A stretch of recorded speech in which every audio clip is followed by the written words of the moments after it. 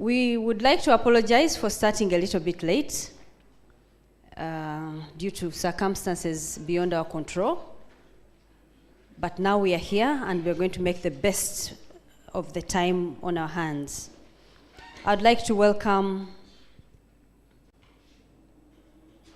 Dr. William Tayebwa to come and give you a proper or a befitting welcome. Dr. William Tayebwa is speaking on behalf of the head of Department of Journalism and Communication. You're most welcome, Dr. Tayebwa.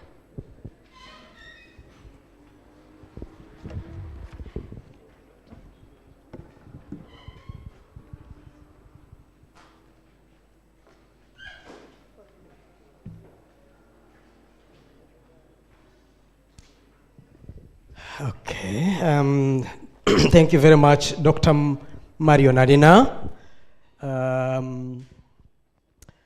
Dear friends, it's always a delight when we receive you at Makerere University in the Department of Journalism and Communication to engage in these very important conversations.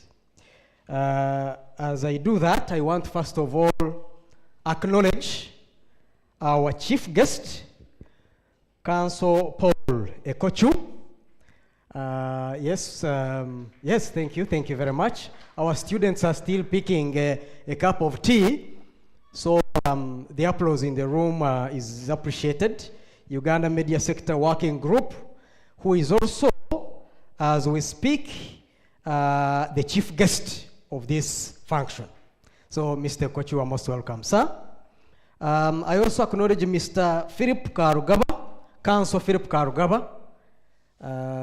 I saw him, but yes. Council Philip will give us a keynote address on defending truth in the age of polarization and distrust. Let me also acknowledge on behalf of Makerere University and the department our amazing partners. You see them lined up behind me, and I will go from my right to left. Sipesa. Yeah, thank them for me, please. Now, when you see here, we have Oslomet. These are our long-standing partners. That is Oslo Metropolitan University in Norway. We have the Uganda Human Rights Commission, long-standing partners for many years. Yes, thank you. Yes, acknowledge them. The African Center for Media Excellence. Thank you. Media Focus on Africa. We have UNESCO. We have the Uganda Council, Media Council of Uganda. The Media Challenge Initiative. And of course, the main one, the Uganda Media Sector Working Group that brings us all together.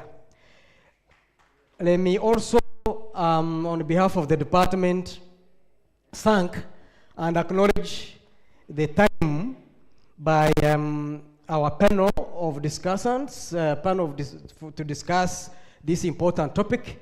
Some of them are in the room. Some will join us in due time. But Honorable Nyombi Tembo most likely will be represented, but the ED Uganda Communications Commission, Mr. Felix Kuraije, he doesn't let us down. I believe he will be here. And our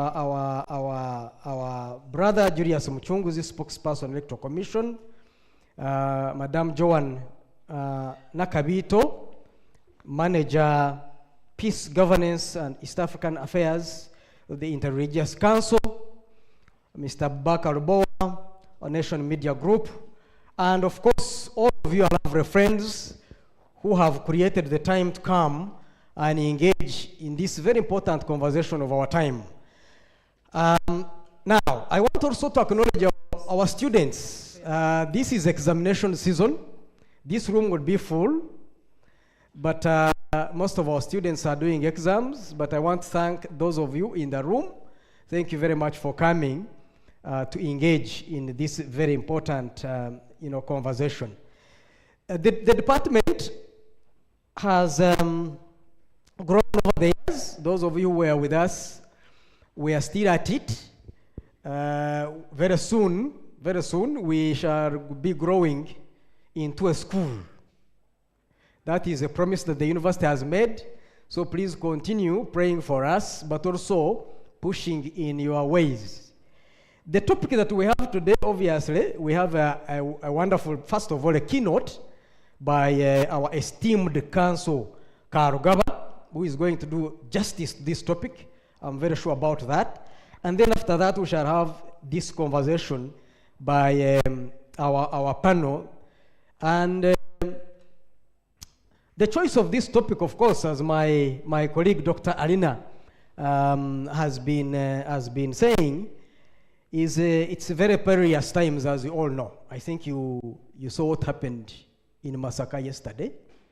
I honestly cannot say much. Anyone who saw what happened in Masaka and the way our journalists were treated, that can just summarize it all. Okay? As an academic institution, we continue to engage with you, our partners, to make sure that we uphold the freedoms the best way we can. The best way we can. Masaka showed us that, and the events of the week showed us that indeed these are perilous times.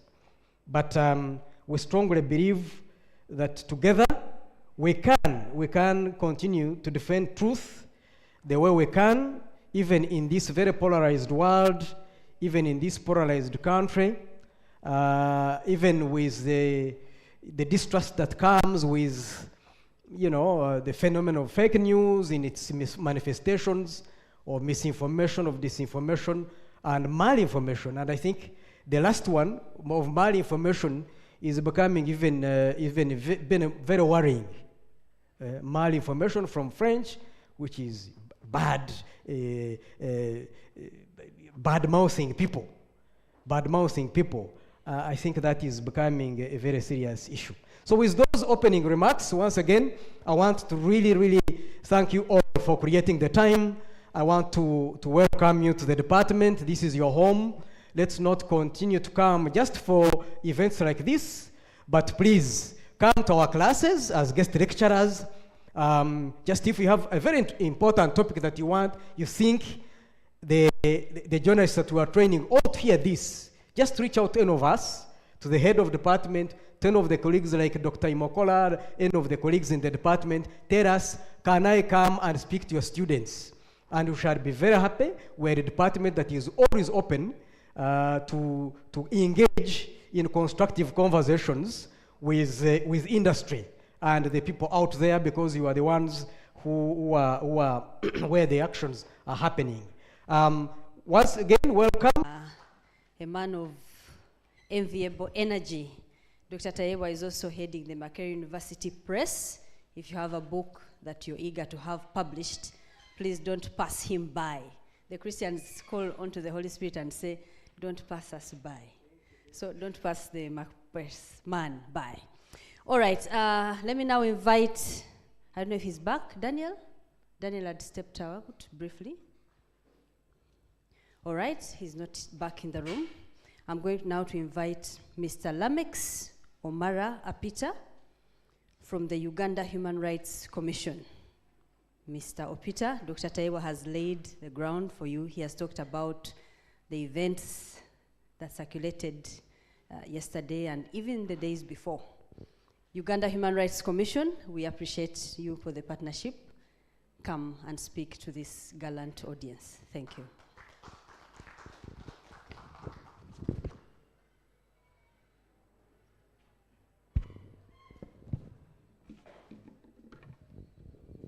Thank you very much, the moderator of the program today. I also wish to thank Dr. Tayewa for his remarks. And I want to thank all of you for coming. Good morning, ladies and gentlemen.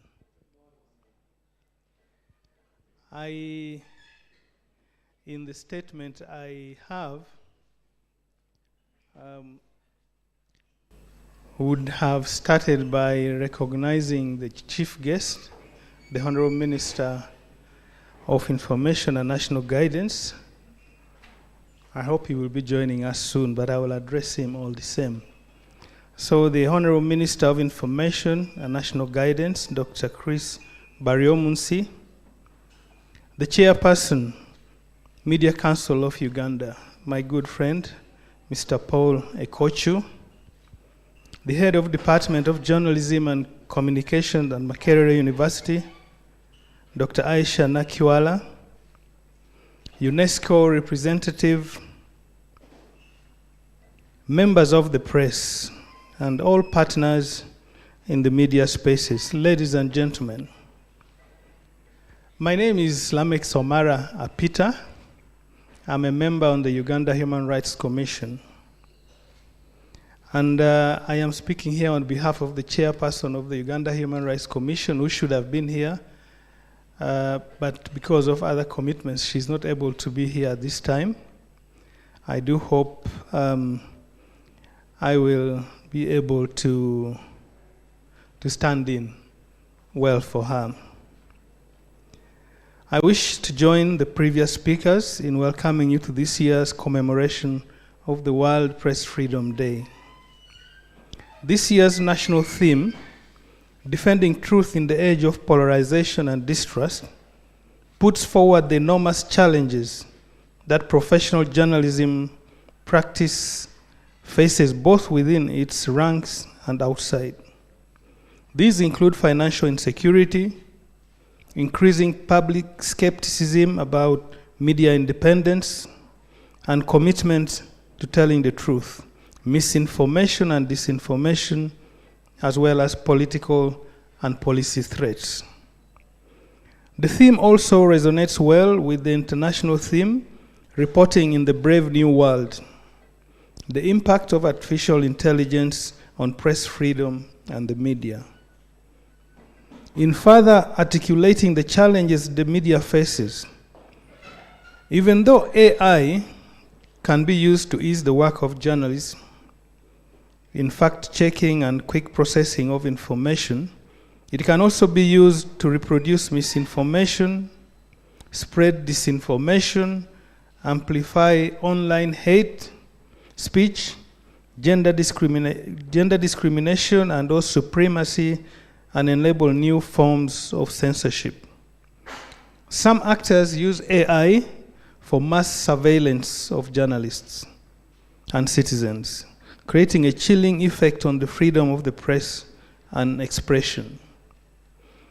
The World Press Freedom Day, therefore, calls upon actors in the media industry and human rights defenders in general to come together, cementing deep-rooted professional practice of journalism that is committed to the cardinal practices of telling the truth and being fair to either party, without which the protection of the freedom of the press and expression becomes difficult. As we build upon last year's theme, which focused on the role of journalism in the face of environmental crisis, the call to protect freedom of the press as the country heads to the general elections next year, 2026, has become even louder.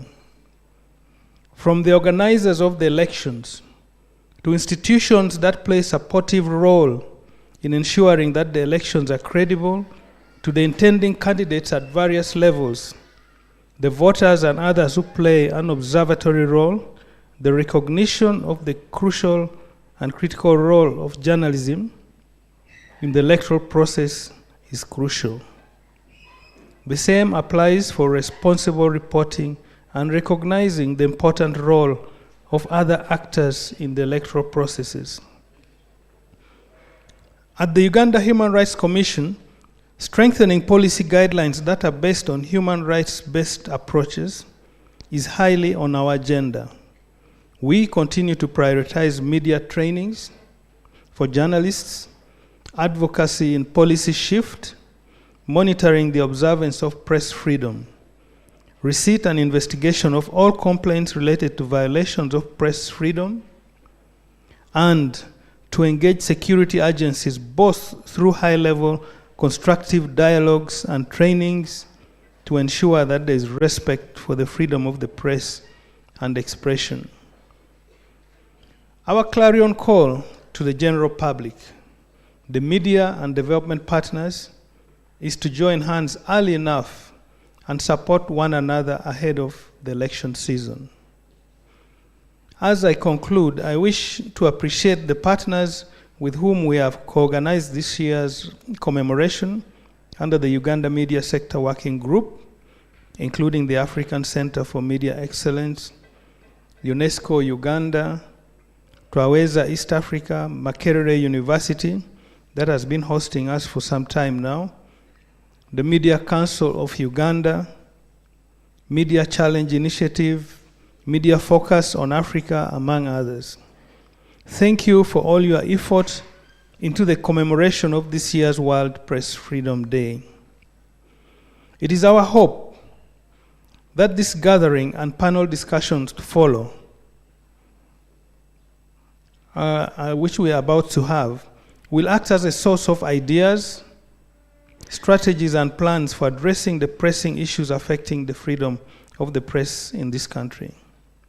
I wish to reiterate our commitment to the protection and promotion of press freedom and freedoms of the media, and to take forward any recommendations from this year's commemoration activities. Together, we shall attain a society that observes human rights and fulfills civic obligation. I thank you, and I read this statement, which is issued by Honorable Mariam Wangadia, Chairperson of the Uganda Human Rights Commission. Thank you very much.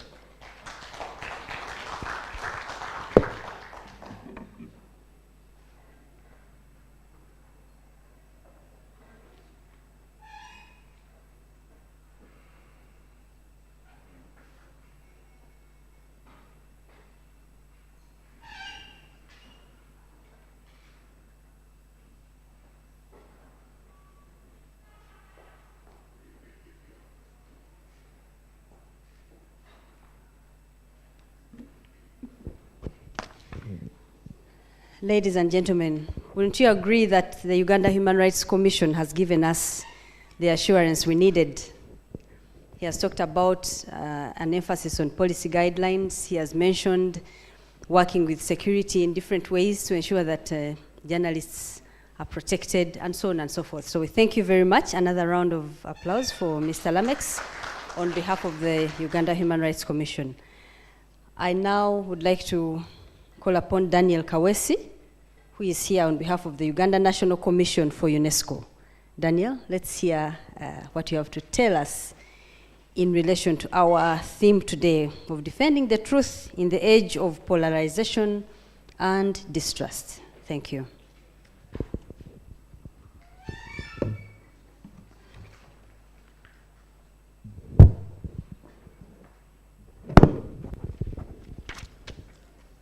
Yeah, thank you so much, Madam Moderator, for this opportunity to be before you.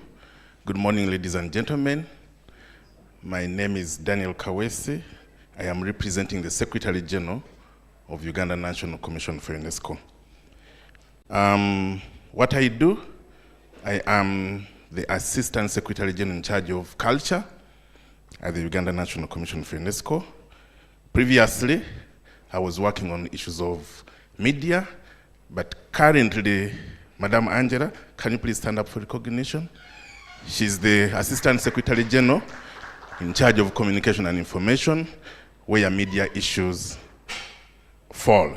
Angela, these are our people. Please prepare to work with them so well. Permit me to associate myself to the protocol that has been made by the previous speakers, so that we don't take more time. We are here because of a very important time today, and this is the day when we celebrate World Press Freedom Day.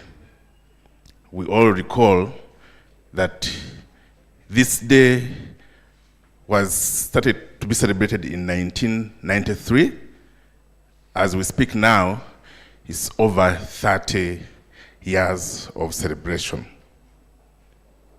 We need to remind ourselves why this day was picked on. What is important here is that we use this day to provide an opportunity to evaluate press freedom, not only around the world, but also in Uganda. And also to take an opportunity to recognize the important work the media does. A lot has gone on since 1993 in Uganda as far as media freedom is concerned. I just want to point out a few issues that have happened, and I'll pick on what has happened to the media. We all recall what happened in 2009 to the media. One thing you can remember about that is that we were having the Kayunga riots, and media paid a heavy price for simply doing their work. Let's also recall what happened in 2021 general elections. You all remember the violence that was meted towards the media, again, for simply doing their work. Let's also reflect on the most recent Kawempe by-election. Whatever happened to the media, it happened because they were simply doing their work. We can also forecast on what is going to happen in this coming generation. Yes, the picture is already painted as if we know what is going to happen. And it's not a pleasing one. This therefore calls upon all of us to reflect and see where we want to be as a country. Not only as media, but as a country. Because media picks that media freedom from the general freedom of expression granted to all of us. The moment we don't have that freedom of expression, then it's likely that media freedom will also disappear. And this is the current state of situation. And yet we know that media does so much for sustainable development of this country. If media does not bring out the information that we all need to make critical decisions, then we will not be able to make the right decisions. So we need to support the media by allowing them to freely do their work. And I would like to call upon all those stakeholders that have the mandate in this country, the police, the army, the courts, to make sure that they provide the platform, the correct environment that will promote not only freedom of expression, but also to uphold the free space of the media so that they can be in a position to do their work. The themes we have today, one for defending truth in the age of polarization and distrust, together with the international one, which is the impact of artificial intelligence on press and media freedom. These are two mutually reinforcing themes. We need to continuously reflect on these themes, not only for today, but also for the remaining part of the year until when we celebrate the next media day. There are so many important things that we can do together on these themes, but above all, let's celebrate what media has been positioned to do for the development of Uganda. I would like to appreciate stakeholders, civil society organizations that have continuously celebrated World Press Freedom Day. I told you since 1993. It's a clear indication that you really love what you're doing, and we will continue supporting you in every possible way. I'm aware the situation is not so good, especially when it comes to civil society operations. We all know what is happening around the world, but also particularly in Uganda, that so many institutions have closed. But also we know that the forces of tyranny are rising up. Please use your spaces to peacefully call for freedom of expression in all spheres, in all aspects, online, offline, but also be aware of the dangers that awaits you. Some people are not so civilized. They think by torturing people, they'll be in position to massage their egos. And this is not good for Uganda. I would like, because of time, to refer you to the speech of the Director General of UNESCO. It's available online. It gives more information regarding what UNESCO is doing. With those few words, permit me to stop here, and thank you so much for giving me this opportunity.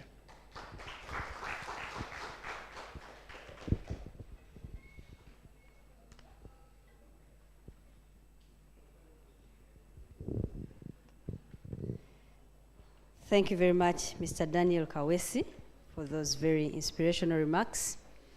I would like to request us and to please share that this event is online as well. I think Flora is the one handling. Flora, is it you?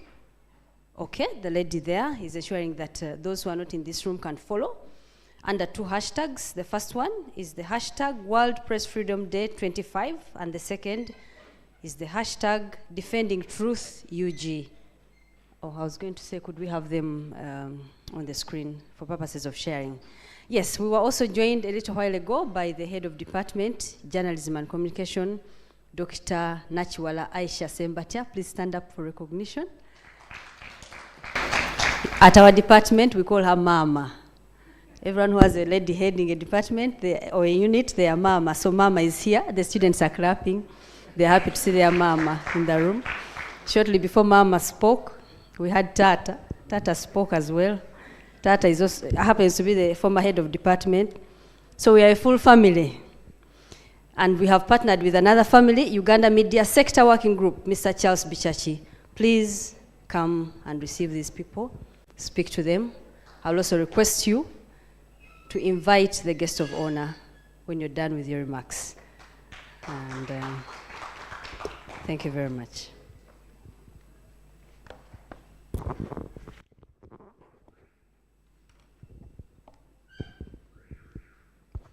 Our chief guest and our hosts and distinguished guests and participants, I will be very brief because we are already running late. I just want to take this opportunity on behalf of the Media Sector Working Group to welcome you all. This is the 5th year the Media Sector Working Group is organizing the National World Press Freedom Day for Uganda. So I want to thank the partners who have consistently enabled this to happen. And I want to, for the benefit of those who might not know about the Media Sector Working Group, I just want to make a few remarks of what is the Uganda Media Sector Working Group. This is a multi-sector platform that was formed 5 years ago to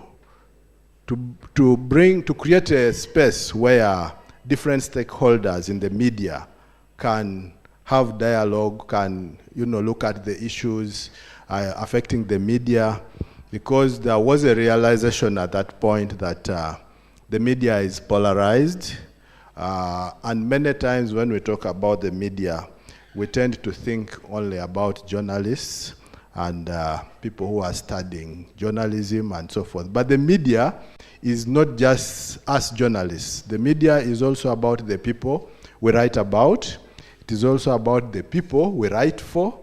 And it's also about the people who vote every day to consume the media, either by buying a copy or by spending time watching television.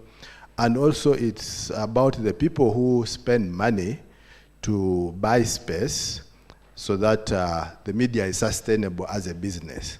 So the idea of the Media Sector Working Group was to bring this group together. And let's not forget, the media, government, and other stakeholders are also part of the media ecosystem. As we also, the media can go to Kawempe to cover an election and fail to cover it.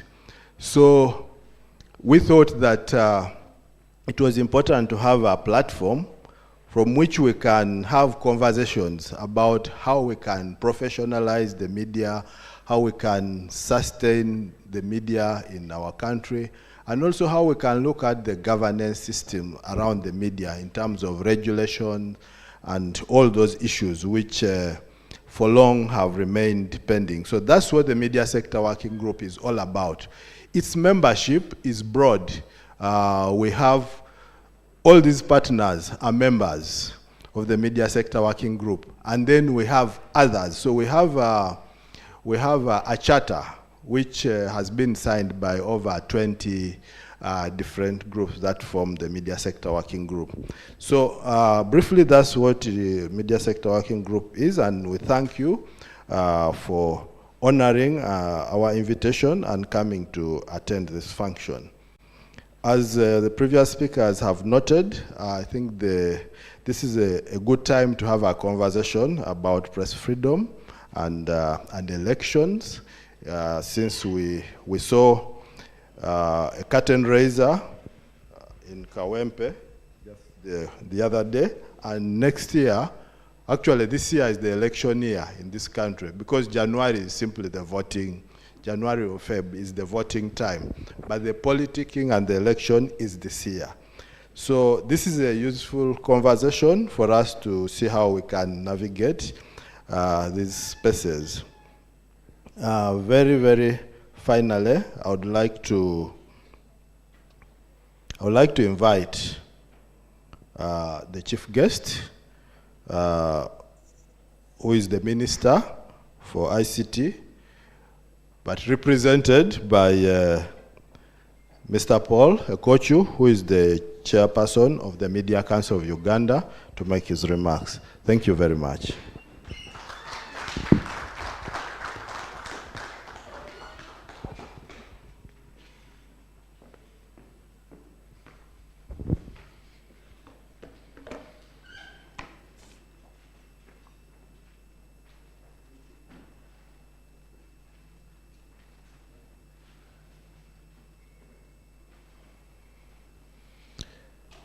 Good morning, everyone.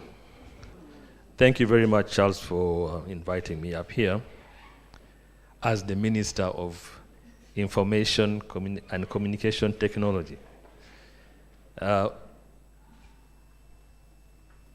Ladies and gentlemen, since I am the chief guest, I will just say all protocol observed for those who are here today. I am very thankful that today I have 3 hats I'm wearing as I stand before you. The first hat is as a member of the Uganda Media Sector Working Group. The second hat is as the chairman of the Media Council of Uganda. And the third and most important one, which I received just this morning, is as the Minister of ICT. But I'm only the minister within these walls. The moment I walk out of that door, I cease to be his representative. He sends his regards and apologies. He had an emergency in Kanungu where he had to fly this morning. and he requested that I come and make his remarks on his behalf. Now, his remarks and my remarks are going to be merged because I only got the instructions this morning. And whatever I say, much as I represent him, should be attributed to me.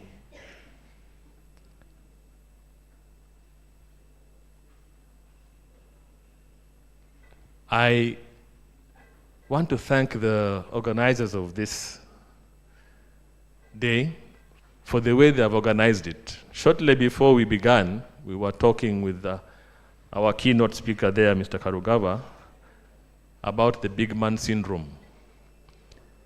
Somebody came to greet us and he was saying, "Your big men are here." I said, "No, there's no big man here. We're all equal. Nobody is special in this world, really. We just create it in our perceptions." And if today's theme should be taken into context, defending the truth in an age of polarization and distrust, one of the biggest problems is the big man syndrome. I don't know if you all know the African proverb about the monkey, that the higher the monkey climbs, the more it exposes its bottom. And usually, nobody likes their bottom to be written about or talked about. So the first point of defense I think you have done here is to tell us that we are all equal in many aspects of life. We may have our specialties, but we're not that special. And that means we begin at that stage to know that the truth is for all and not for only individuals. Now, this truth we are talking about, defending the truth in an age of polarization and distrust. I have seen the thrust of discussion since the first speakers here has been that the truth must be defended against those who want to stifle it. It's true, and we have given examples of Kawempe and yesterday in Masaka, how people want the truth to be stifled. And we must do all our best to ensure that that does not happen. I want to join other speakers in condemning whoever tries to stifle the truth, because the truth must be known to the public and to each of us. However, the truth is that the first point of defense of the truth. In my view, and it's good we're in this department, the first point of defense of the truth is the journalist himself, and not the arena where the journalist is going to practice, where he should be defended against those who are against him. Now, when you go as a journalist to the front lines of journalism, you are going to look for the truth or portray the truth as it may.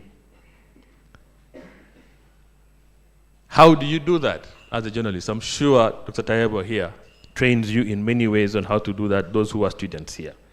But in my view, the first point of defense of the truth is the journalist's professional way of doing his practice or his vocation. Does he relentlessly verify his facts? Does he or she listen deeply to find out the truth? Because the truth can be in very diverse and even opposing perspectives. But if you don't listen carefully, you end up where we are today with very superficial reporting of the truth. Because the truth can also be nuanced and biased. It is perspective. We need to be transparent. I'm happy Charles is here, Chachi, because in Monitor, he's the one who deals with those issues of transparency and owning up on mistakes. And above all, we have to maintain the independence of journalism. Do not be co-opted by populism and power. Whenever we meet journalists, one of the biggest issues we find is the brown envelope issue. The brown envelope has pervaded the truth. Much as we say we need to fight against those who are coming to beat journalists, but journalists are being beaten in more subtle ways than the one you see on TV. They're being beaten by brown envelopes, they're being beaten by bias, they're being beaten by prejudice. So to defend the truth, we must look at a wider perspective of thinking than just the one we are seeing as easy to look at, the one we see every day. Because of course, when you see a battered journalist, we all feel aggrieved. But even before he's battered physically, he has been battered intellectually and battered professionally. So how do we ensure that that truth is defended at that point? I must admit and accept that the media landscape today is quite, it has been adulterated in many ways. Misinformation, a lot of declining trust in the media itself. And so as the sector working group, as the journalists who are here, we have to find ways and means to first of all build trust in the media itself. Because if the media is trusted, then the media will have to tell the truth. But already there's mistrust in the media, that the media doesn't tell us the truth. And this is because of the new digital age. Everybody has become a journalist. A citizen journalist, there is the professional journalist, the legacy media, there's the digital media. All of them have a part to play in the media, like Charles was saying today. It has become so wide. From the days when you only had to listen to UTV and read, was it Uganda Times or Voice of Uganda? For us who are older, we remember Voice of Uganda. I don't know how many of you remember a newspaper called Voice of Uganda here. It might be Charles and Dr. Tayewa and a few others, probably Philip and others. I won't say how old they are. So the truth is very important. But if I may quote a French philosopher, Voltaire, he said, everything you say should be true, but not everything true should be said. What did he mean by that? We are not licensing censorship by saying that, but it is to remind us that journalism has a responsibility. Truth told should be told with wisdom, should be told with sensitivity, and should be told with purpose. Not all truth should be out there. It's a fact.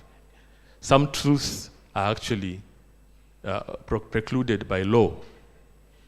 For us lawyers, we know there are some things like the Evidence Bankers Act. You don't come and talk about somebody's accounts and put them in the papers tomorrow. You'll be in trouble. If tomorrow we hear that there's a big person who has got issues, medical issues, you don't go and publish their medical records. You don't just tell that truth, you have got to think about it. So you should always tell the truth, but remember, not all truth should be told. You have to be wise about it. So even as we defend the truth, we have to know that we have a responsibility that not all truth can be out there. Some truth is dangerous and harmful. Some truth is very dangerous and harmful. A Muteso man like me does something bad. And then when you're reporting, they say, this man, a coach with Muteso, did this. You are now aligning my bad deeds to my ethnicity. That's the truth. I'm a Muteso. It's a true thing. But your wisdom should tell you that it is me as an individual who has done the wrong and not my ethnicity. So those are the small little things that you do to defend the truth. To know that some truth can be defended by not telling it. Ladies and gentlemen, I am usually known for brevity, but I seem to be getting carried away. But let me stop there. I must also acknowledge to you the role of the press. We, as government, do appreciate with much profoundness the role of the press. The press, the fourth estate as it were, is a pillar of democracy. We all accept that and we all know that. It is not just a professional right to be a journalist, but actually you are a pillar of democracy, and therefore it's important that your practice is supported, is protected, is promoted.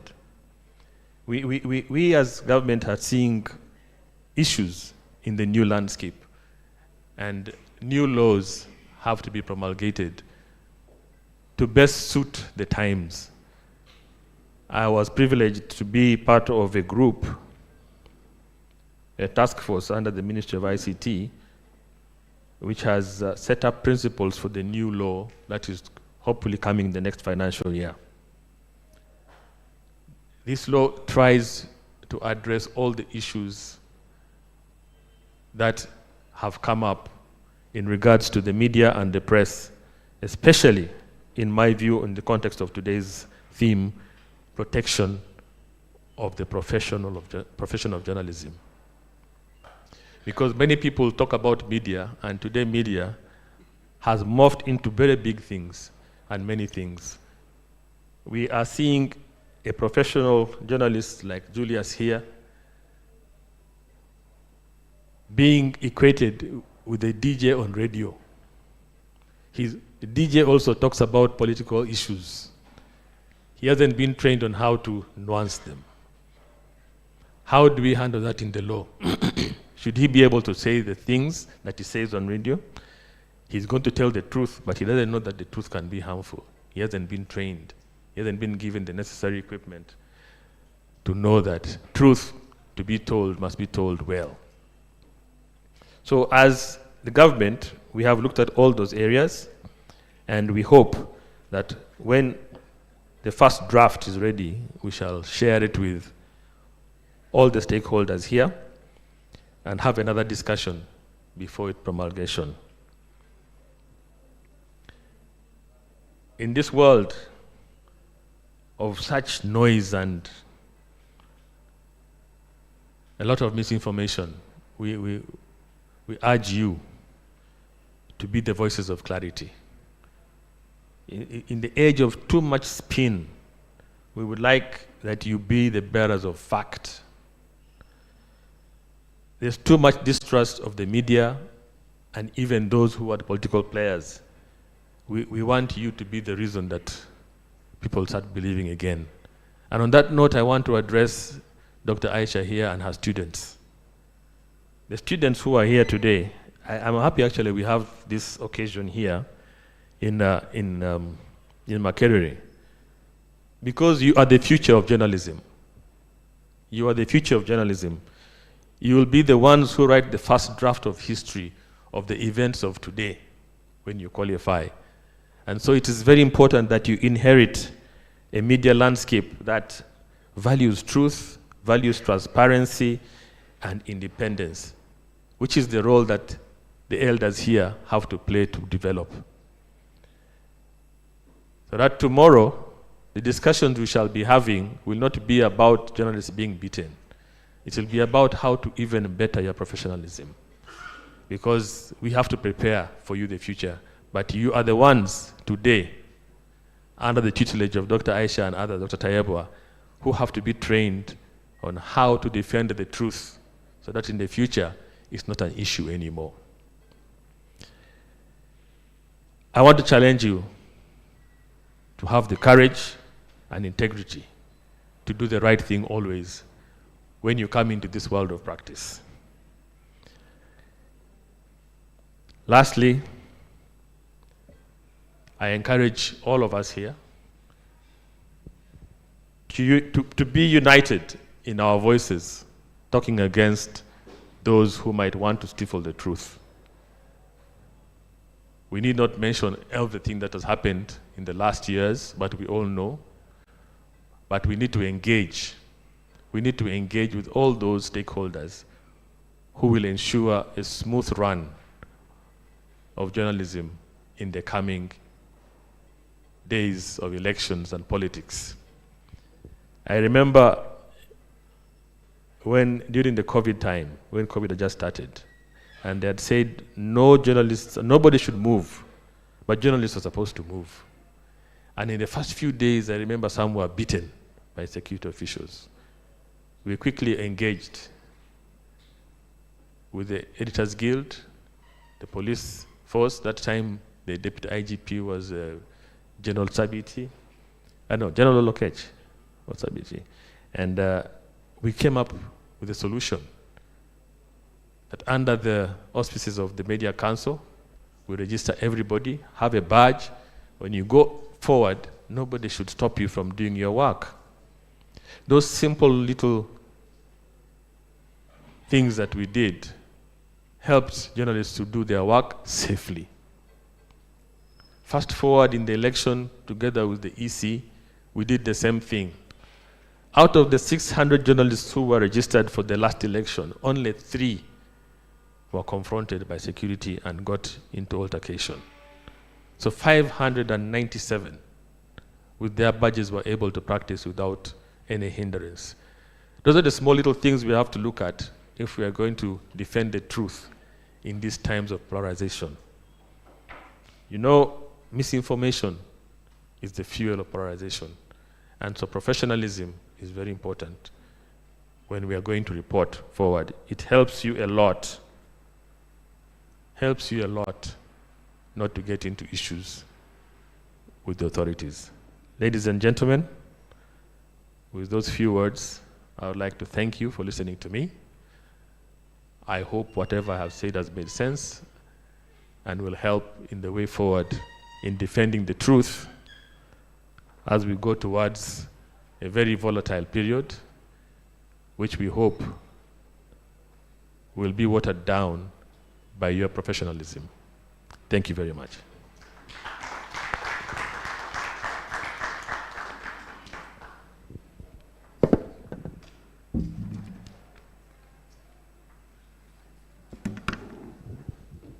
Thank you very much, our chief guest. We were delighted to hear that with your, the thing is you merged both roles, but we're delighted to hear that with your involvement, only 3 journalists were affected. Our chief guest would like you to be involved again to ensure that no journalist gets affected or punished or falls victim to the security forces in the next elections. If you can assure us of that, then this dialogue indeed would have achieved a very big milestone going forward. When you shake your head like that, the audience acknowledges that you have accepted that through your good office, which ends today at midnight or thereabout, outside this door. So for as long as you're in this door and you can communicate to whoever you need to, we appreciate that involvement.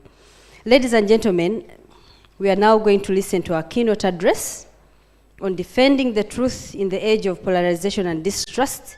This theme has been well thought out, or was well thought out, and it escalates from the risks and challenges facing journalism in the era of growing ideological, political, and social fragmentation. As the media landscape becomes increasingly polarized, journalists and media organizations are not only battling misinformation and disinformation, but are also struggling against narratives that delegitimize their profession. And to speak to us about this theme, ladies and gentlemen, we have Mr. Philip Karugaba. Mr. Karugaba is a Ugandan lawyer with over 25 years of legal experience. He is a vocal advocate for good governance and the rule of law. He has been engaged in public interest litigation in different areas of rule of law and has been an advocate for policy and legal reform. As a member of the Uganda Law Society, he encourages legal professionals to prioritize the rule of law, emphasizing its role in safeguarding citizens' welfare and democratic governance. Put your hands together as we welcome Mr. Philip Karugaba to address today's theme. We are eager to hear him on how we shall increasingly safeguard journalism, or the journalism profession. And as he comes, we were joined by Mr. Julius Muchunguzi, spokesperson of the Uganda Electoral Commission. Julius, you're most welcome.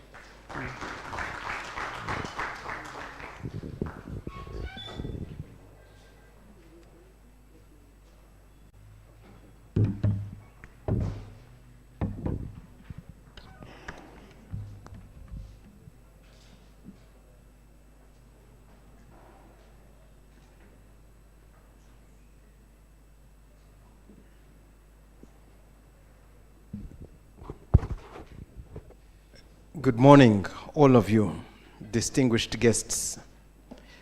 Thank you very much for this invitation. In tribute to Shaka Sali, I will say I am profoundly honored and exceedingly humbled to be addressing you today.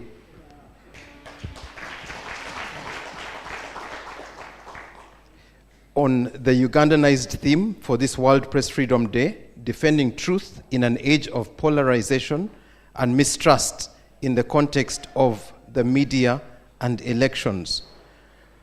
I address you, the scarred journalists, braving threats, media owners, navigating pressure, citizens fighting for a better future, and regulators shaping our future.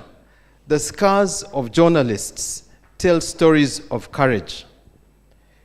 Some might even joke that the Ugandan journalist of the future will be easy to spot in a crowd. They will be the ones with scars and limps. But the resilience of the journalists is not a joking subject. We salute you, heroes of the Fourth Estate, for your bravery, for your courage, and for your dedication in your work. The risks are high. The rewards in earthly terms are comparatively low, and yet you persist. Yesterday in the Daily Monitor, Pius Nsaja said, journalism is not merely about reporting the facts. It is about safeguarding democracy, amplifying marginalized voices, and holding power to account. Journalists are not just messengers, they are frontline defenders of human rights and democratic values. I'm not sure which TV station uses the expression, Omusasi Wafe. I like it very much. I understand it to mean our hunter, our gatherer, and it brings, to me, it brings the essence of journalism home. Because you go out there and do your work, you're not doing it for you, you're bringing to us, you're gathering and bringing to consumers, to the public. Unlike in my profession as a lawyer, I sit somewhere in a building and people come to me. I don't go and gather. People come to me, I do work and they leave. But you are doing things for the public. It's amazing when you look at the history, and I'm glad veteran journalist Drake Sekaba is here. When you look at the history of journalism in the country, it's amazing how many governments have acted against the Fourth Estate, shutting down newspapers, exiling journalists, imprisoning, even killing journalists. It's a consistent theme throughout our history. And this is not to say that the press is one bloc, that it is united. To the contrary, the press historically has been those who are perceived to be in favor of the government, either they are controlled, government-linked, or government-owned. Then there are those who are deemed to be completely opposition, whose purpose seems to be to discredit. Then there are those who are still striving for independence and professionalism. Kawempe North, it would be hard to have a discussion like this without mentioning Kawempe North. It's our most recent by-election, March 13th, 2025. What does it say about polarization, mistrust, media, and elections? Battered and bleeding journalists, violence, voter apathy, the unforgettable image of a mamba, an armored personnel carrier, a war machine parked at a polling station. Were we voting with ballots or with bullets? It was an ordinary civic exercise of citizens choosing their leaders. It was turned into an act of terror, and the polling station became a war zone. Who was deployed? Joint Anti-Terrorism Task Force with balaclavas, unleashing violence on citizens. And there was a premium on journalists. There was a premium on journalists. Did democracy win in Kawempe North? Whose voice did we hear? Whose force did we feel? Did the people express their free choice? So as has been said, Kawempe North is the curtain raiser, season opener, a harbinger of things to come. It shows us the real crisis of mistrust, polarization, and apathy threatening our democracy. Let's look at this in some detail. The crisis. Mistrust poisons Uganda's democracy.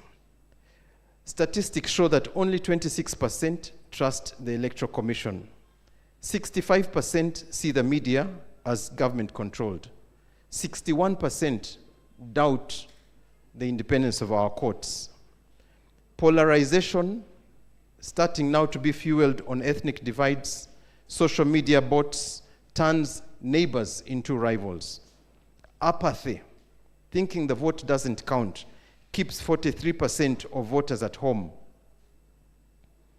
Looking at our political parties and their members' registers, the political parties claim 46.2 million voters. That is double the 23.2 million eligible voters according to our census last year. NRM claims 19.8, NUP 10 million, FDC 10 million, UPC 6 million. You help me with the numbers. You know, for lawyers and numbers, we are at our best when we are dealing with legal fees. Even then we make mistakes, but we round up to the nearest 10 million. But if you help me with these numbers, you tell me if we have not exceeded Uganda's eligible voter population. Now, if we go into an election with numbers like this, what does it say about the trust that we need for credibility of the result?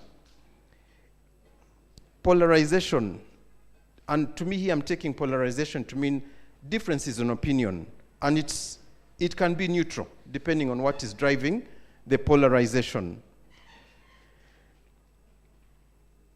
It can be healthy.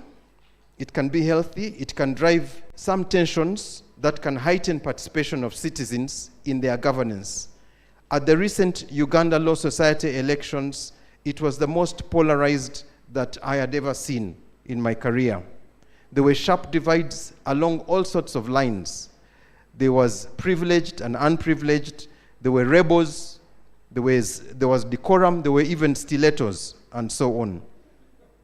But the result was the highest voter turnout in the history of the Uganda Law Society.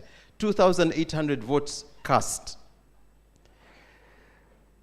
How do we rebuild trust and ignite citizen agency? The journalists, you are the guardians of truth. Report ethically, verify facts, and admit mistakes. And I give credit to the Daily Monitor. I think you are the most recent apologist to the Attorney General, and I commend you for it. And from our discussion earlier, I can see why it was easy for you to do, because it's black and white. If it's an ethical breach, you make a decision. That's what you were telling us earlier, and I can see why you got there. Thank you very much. So journalists can help uplift civic competence, amplify the calls for a fair electoral commission, electoral process, for freedom of assembly and of expression, and for independence of the courts. You can spark and drive reform. How do we bridge polarization with humanity? We can bridge this by laying down planks of our shared humanity.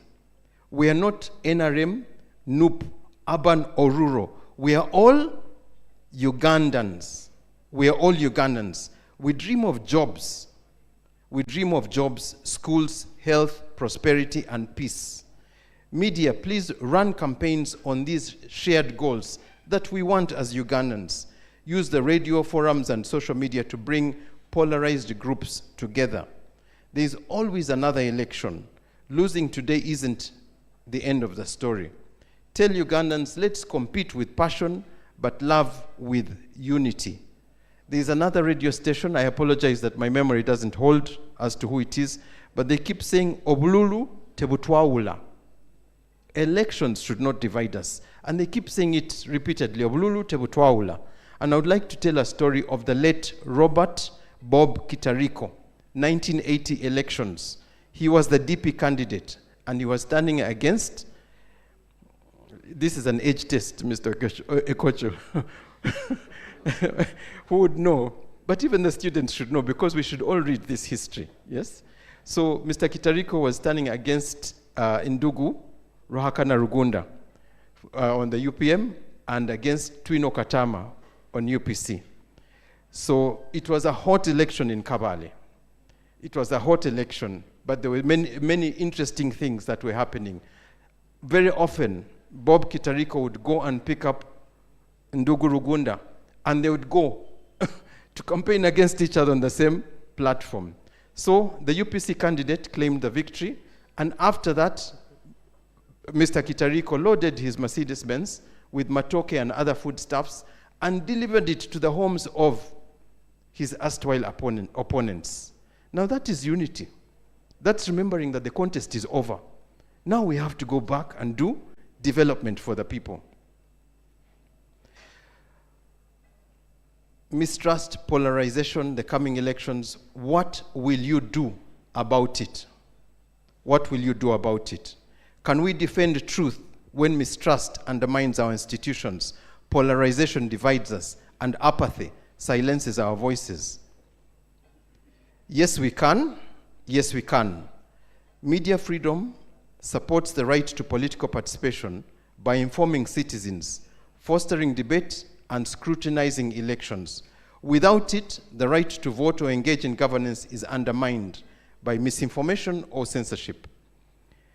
What must we do to protect and expand media freedom in 2026? 3 urgent steps that I recommend. Number 1 is accountability. Number 2 is empowerment. Number 3 is unity. We must demand accountability. No impunity. The assaults on journalists in Kawempe North cannot go unpunished. It cannot go forgotten. The authorities must investigate these attacks transparently and hold the perpetrators accountable. It cannot end with the line ministers shrugging their shoulders and disclaiming responsibility. Laws like the Press and Journalists Act must be reformed to align better with our Constitution's promise of free expression. We need a legal framework that protects, not shackles the press. When leaders dismiss human rights abuses, like the abduction, illegal detention, and torture of Eddie Mutwe, we must demand justice. Stephen Mugisha, tortured to death in police custody in Fort Portal, 6 people shot dead in the head in Kamocha. Julius Semwaka, shot dead outside State House. We must demand justice. Second, we must empower the media. We must empower the media. Media houses need support, training, funding, and technology to cover elections fairly and safely. And I'm glad to see that you have all these partner organizations. Let's amplify the voices so every Ugandan hears the debates.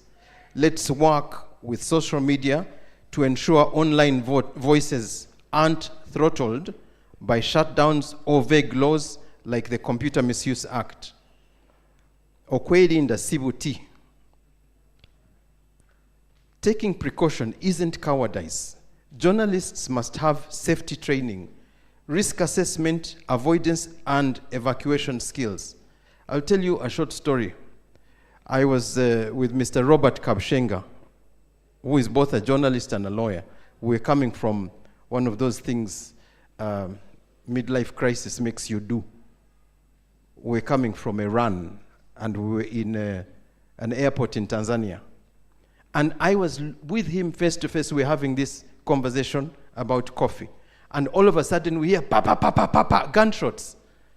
Now the person whom I was looking at face to face is suddenly on his back and is looking at me from the floor and he's telling me, cover, cover, cover. I asked him, cover what? So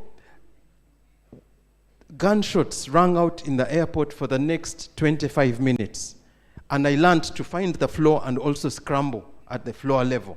For the next 25 minutes, people were in shock, contemplating death.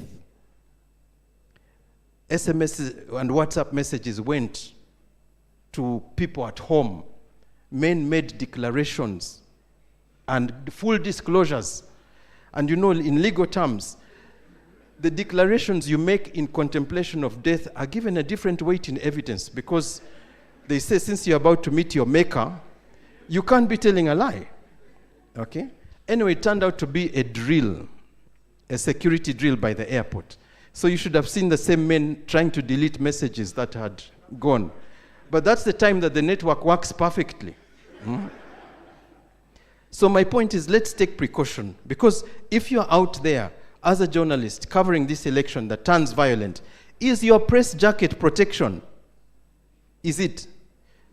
Mr. Chairman has said that they will see to it that you're protected. But these are things that you must be able to assess, okay, and take precaution.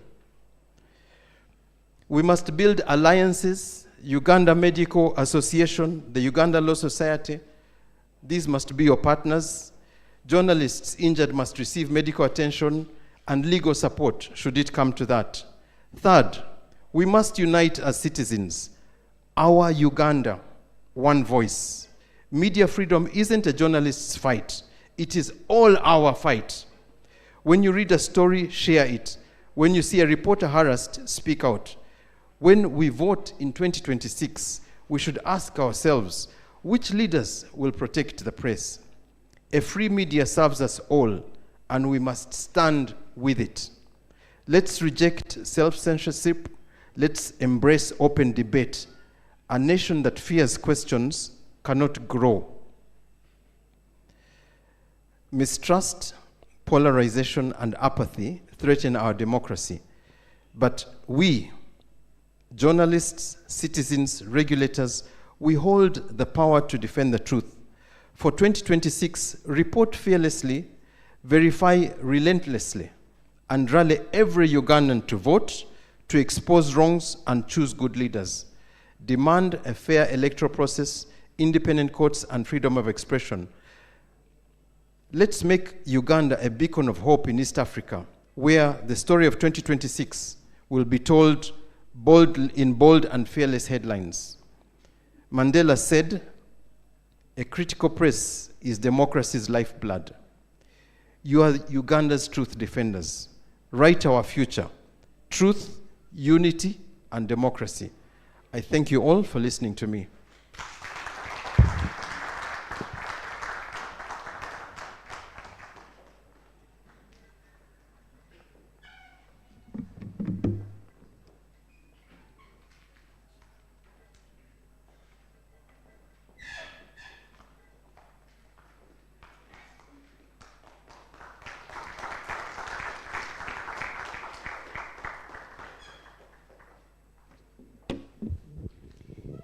Wow, thank you very much.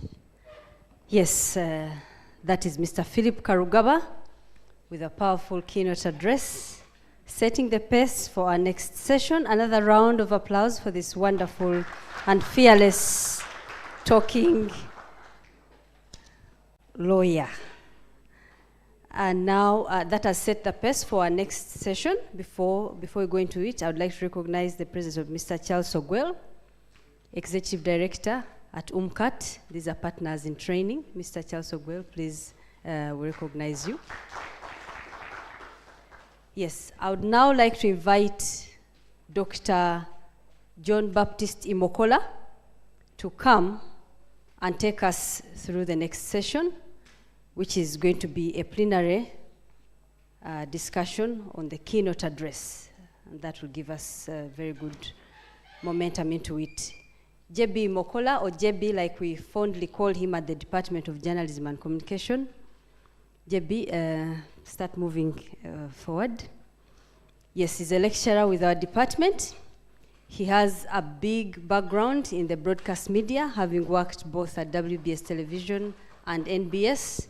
And on that note, I would like to again add to somebody who recognized Mr. Drake Sekeba, twazirwana kom WBS emyaka ejo. Drake, Mokola, and Marion, thanks to this convention for bringing us together. Dr. Imokola enjoys to research in media and culture. television studies, media viability, audience studies, and so on and so forth. We want to celebrate you for joining the Department of Journalism and Communication, and please take it on. Let's have the plenary. Over to you, sir. Thank you very much, Dr. Marionalina. Good morning, ladies and gentlemen. It's a pleasure to see you all. And a special thank you to our keynote speaker. Very insightful conversation you've started, and we would like to continue with that conversation. We are now going to have a panel, and allow me welcome, I've not seen him here, but I don't know if there is a representative from the Uganda Communications Commission. Anyone representing Honorable Nyombi Tembo, please come through. As we wait for that representation, we will also be waiting for the representation from the Uganda People's Defense Forces. If the representative is here, please come through. Allow me invite Ndugu Julius Muchunguzi from the Electoral Commission. Karibu sana. Allow me also invite Madam Joanna Nakavito, if she's in the room. You're most welcome, Madam. And last but not least, allow me welcome Mr. Abubakar Lubowa, who is a fellow journalist. Thank you.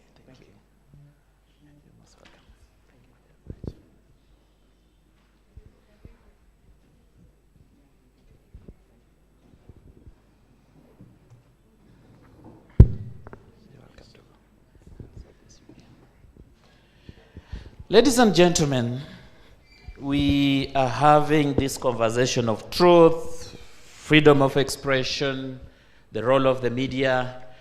And as you know, we've started the journey to 2026, as someone already mentioned.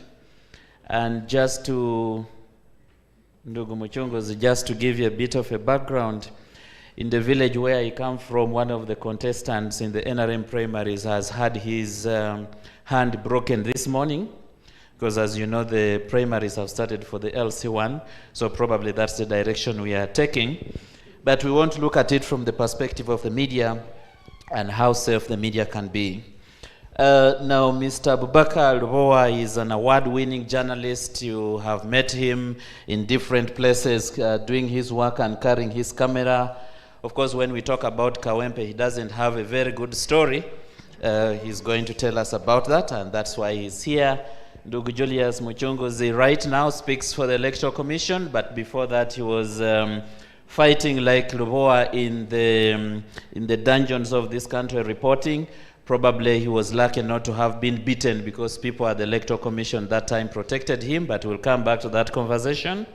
And Madam Joanna Nakavito is the Manager, Peace, Governance and East African Affairs at the Interreligious Council of Uganda. I would love us to dive into this conversation, and I want to start with Mr. Abubakar Lubowa, if you can just pick that microphone near you. So Abubakar, we're just coming from Kawempe North. We know a bit of what happened there. We are heading into the general election in 2026. The journey has started. So for you who was beaten there, and we are here sitting and talking about truth, freedom of expression, elections, and all these kinds of things, what is going through your mind? Well, let me first say good morning, ladies and gentlemen. Good morning. It's not easy to talk about elections in Uganda and then you forget about peace and insecurity. Of course, there is always that talk of freedom of expression, freedom of the media, and that talk of freedom of everything in this country. But when you dive into what happens on the ground, it's totally the opposite. When we sit here and discuss, you know, when we are in a building discussing about freedom, you might feel the freedom in the building. But when you go outside there, it's a different story. When the Electoral Commission rolled out the roadmap of Kawempe, and then people started going for nominations, one of the first things that happened was setting the nomination date and everything. And the welcome to these elections was violence. In fact, the first day when the NUP candidate was nominated, you could tell what was coming. And I find it very hard to say that the Electoral Commission is in charge of elections in this country, because I can draw you back in the 2021 general elections when the NUP candidate and then the FDC candidate went for nomination. As soon as the NUP candidate finished his nominations, he was abducted in the face of Electoral Commission. And then Electoral Commission received a candidate who was bare feet. The POA, Patrick Amiat, your boy, the president of FDC.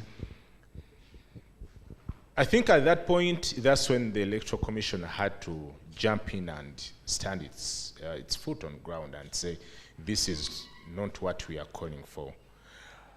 But they went ahead and nominated someone who was in his condition. They never condemned what happened to the NUP candidate. And then when we came to Kawempe, after nominating a candidate, we all know they are supposed to start gathering for support and everything. A candidate was pulled off a border as he tried to run. And part of the victims in that whole incident was a journalist. And it's sad, but I'm proud to say that the young man who was battered and almost lost his eye, at least he can still stand and walk. He's called Ibra Miracle. Ibra, the good thing is in the house. Ibra, please come so that people can see what really happened and how he looks like. That's Ibra. Please come to the front. I was happy to see that he's around. But when you look at such things that happen to journalists, and then we are in a room like this discussing about peace and everything, it's a bit worrying that these things keep happening again and again and again. So that's Miracle Ibra. He was beaten on the first day of the campaigns in Kawempe. And we closed the chapter of the Kawempe beating where we were abducted, tortured, everything horrible happened to us. Imagine at my age someone telling me to start snoring during day, yet I'm not sleeping. Yeah? Of course, I think it's okay, we can laugh because it kind of brings that therapy to the brain, because what happened was really horrible in that kind of situation we were in, but at least we can still breathe and talk. But what happens when a journalist can no longer breathe and talk because of what has happened in just a by-election, and we are yet to go into another election? What happened to Miracle set the agenda of what a journalist should look like when they go into the campaigns of Kawempe. Of course, it meant being dressed as if you're going to war. One of the things Julius doesn't want to listen to when we say a journalist has gone into a campaign but well dressed as if he's going for war. Recently, I heard him comment about that. But the pace was already set. The security forces, I don't know if they can be tamed now, but when we talk about what they do when they are in the field, is totally different from what should be done. In journalism, we are told when things turn from white to red, please run to where the security forces are. But now we are running away from the security forces. And they actually keep chasing us. When you run away, they chase you. I remember when we were in Kawempe, I was standing next to Isano. So when they started grabbing our cameras, they actually started with Isano. We told Isano, please hand over the camera peacefully so that we don't lose the equipment, or we were in fear that we might anger them because they might think we are disobeying. Yeah. So we peacefully handed over the equipments that we had at the time. After we had handed over and they saw that no one now has a camera, so that's when the beating started.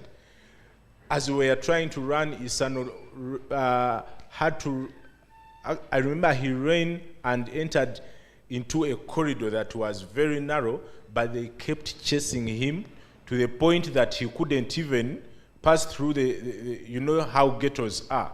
People build brick to brick. So he ran and he was forced to pass through a very small channel where he was kicked, strangled. So even when you run, they will run after you. And that's why we keep dressed like as if we are going to war for our safety. Thank you, Becca. We will continue the conversation. I want to bring in Julius at this point. So Julius, you might have seen that cartoon that was drawn by Professor Spire Sentongo, that now for you to be a journalist during an election, you need to dress like a robot, cover your eyes, cover everything so that you can deal with the stones and the tear gas. I've met journalists who are even praying that they get jobs and they leave the newsroom before 2026. What is going on? How did we get here? Thank you very much, JB, and I'm happy to be here with my friends, Abubakar and my sister. And let me, first of all, thank the chief guest, the minister, and Mr. Philip Karugaba. Philip has given us a good context describing the nature of our politics. You see, if we speak about journalism practice, freedom of the press, without contextualizing it in the society, we will find ourselves treating symptoms and not the real disease. What Philip described of an example of two candidates who were competing against each other, but they were civil to the extent that one of them, Rugunda, who did not have a vehicle, would hike a lift from Robert Chitariko, and they would go to campaign on the same podium against each other, and that would be it. If you trace the history and the patterns of our electoral processes, you will know that so much has changed in the nature of our politics. The nature of our electoral process today cannot be compared to what we've seen in the past. The level of commercialization, for instance, the amount of money anybody who wishes to participate in these elections invests in order just to even begin to demonstrate interest. And tied to that is the fact that once people have invested so much in an electoral process, they are not prepared to obey and follow any rules. So somebody sells their entire estate, they sell their cars, they sell their cows, they sell their houses, and even go into loans, and got to the loan sharks in town. Now they enter the political arena prepared to do anything in order to win. And that anything includes being violent. And not only violent to the electorate, but to even the media itself. So the violence we see, and which we must all speak against, is violence in the electoral process. And that freedom of the media and freedom of the press can only be guaranteed and sustainable when the entire electoral process, including of the voters, including of the candidates, is secured. So, from the Electoral Commission point of view, we say, and this is what Arbaka was talking about, that when we are preparing and organizing an election, we are not organizing for war. And we should, as much as possible, all of us, including the media, de-escalate any indication that presents the electoral process as a war and a battlefield. Unfortunately, we have found that the narrative that comes even from the press presents what happens on the ground as if we are preparing for war. I know, for instance, Kawempe will never go away, clearly. And I think there's going to be movies and documentaries and books about the ghosts of Kawempe. I'm just giving a free title. The ghosts of Kawempe. But Kawempe, what we saw that we did not like, no one likes it. And it should be a call of all of us to say we don't want to see what happened in Kawempe happening elsewhere. But what we did take from the media, and Dr. Tayebu and I covered the 2001 election. We were one of the lead reporters during that election. The churches were our editors.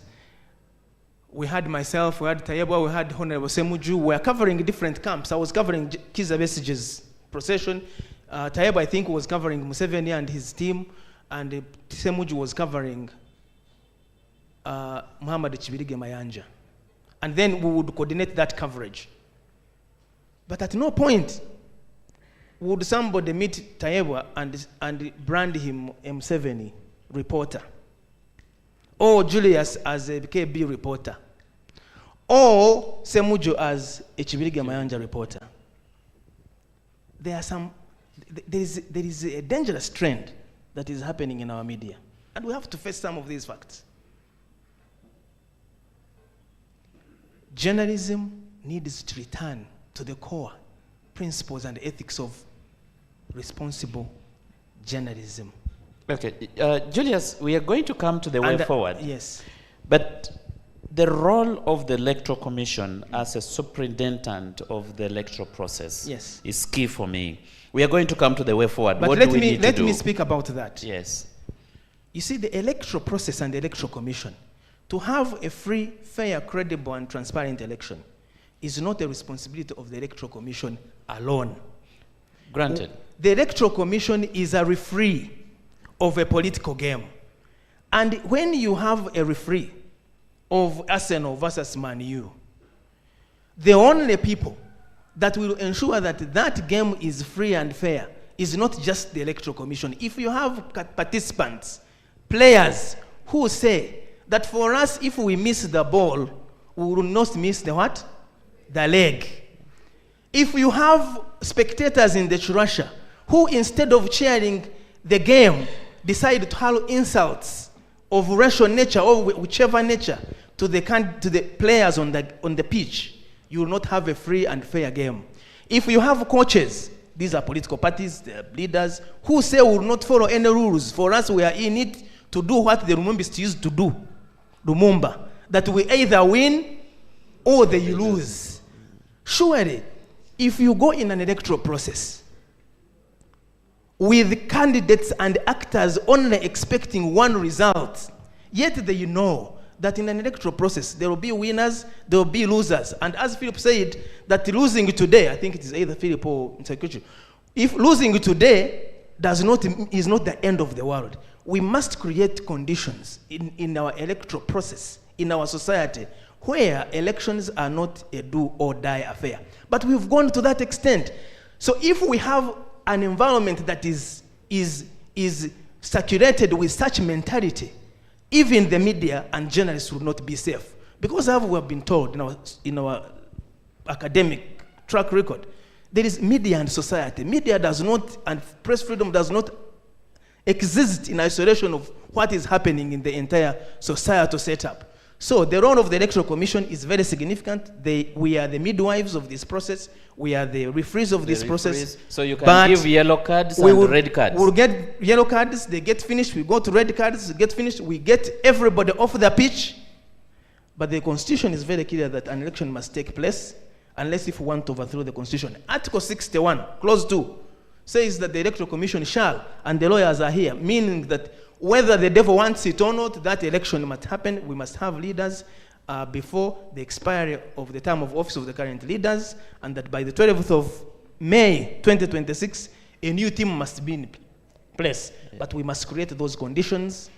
All of us and the media are critical partners in that process. Thank you very much, Julius. Allow me bring in Madame Joanna Nakabito from the Interreligious Council of Uganda, and she's the manager in charge of peace, governance, and the East African affairs. Joanna, when we are talking about peace and governance, which is your docket, but you have journalists here worried and praying that they can leave the newsroom. They are praying that we have to prepare for a very chaotic electoral process. Newsrooms are buying very serious protective gears and jackets, and some people resigning and all those kinds of things. What's the way forward?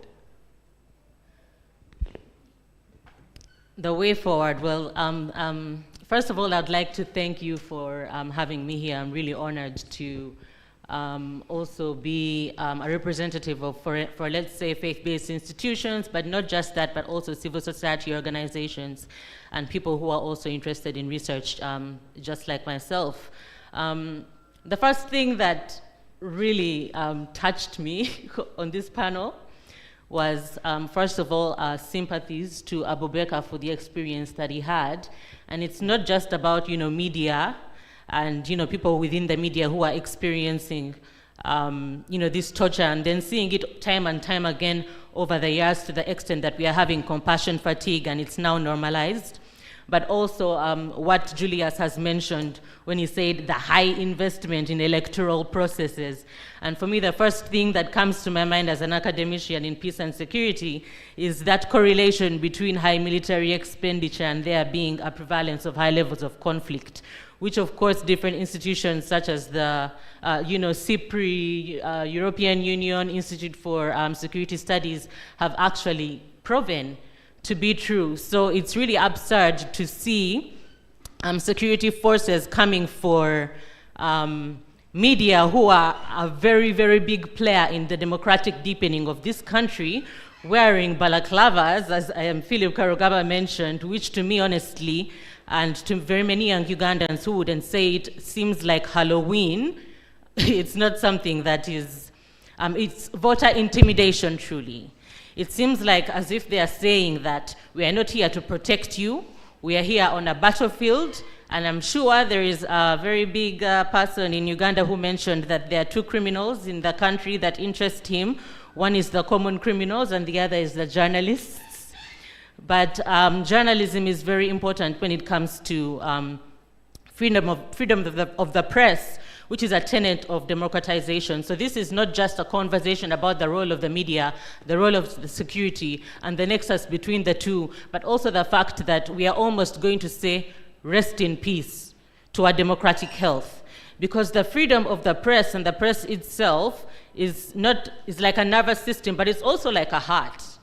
And when your body is bleeding, it means that if it's bleeding, the press is bleeding, it means that you're going to get a hemorrhage. Your democratic health is going to get a hemorrhage. But of course, I also would like to add to some of the statistics of Philip, because I'm a researcher and a buff for statistics. And currently, out of 128 of 180 countries, we are ranking 128 out of 180 countries on the 2025 World Press Freedom Index by the Reporters Without Borders. Then when it comes to the International Democracy and Electoral Assistance Democracy Tracker, our global ranking for democracy performance was 120th out of 173 countries. And this is on sub-scores including human rights and participation, representation. As people in the mass media, you know about that. in terms of the pillars, the RJF. So human rights, when it comes to press freedoms is a subset of human rights. And these concepts are not just in abstract when we are here talking about defining truth in the age of polarization and we are talking about media and press freedoms. It is unfolding right before our eyes. The Interreligious Council of Uganda was given accreditation to participate as monitoring during this electoral process. And we were also afraid to go, honestly.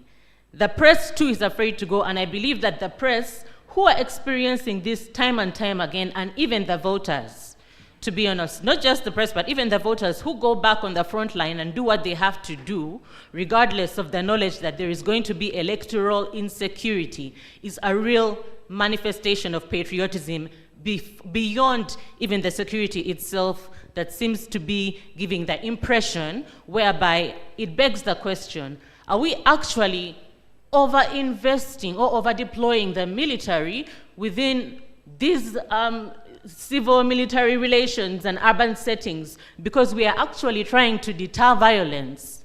Or are we actually doing this to justify a high military expenditure, which is something some of us would call rent-seeking?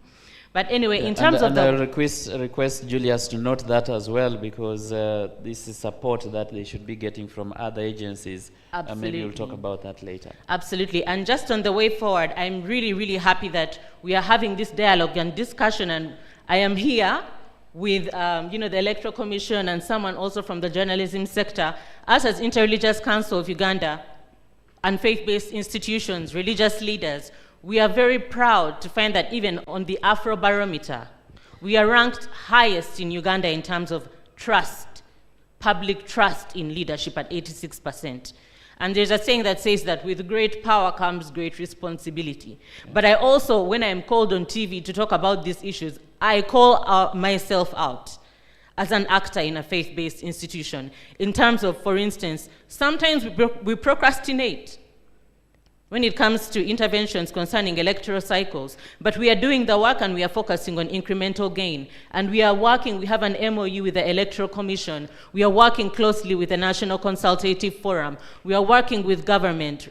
Even if there are, some people who do say, okay, there is some kind of partisanship and so on and so forth.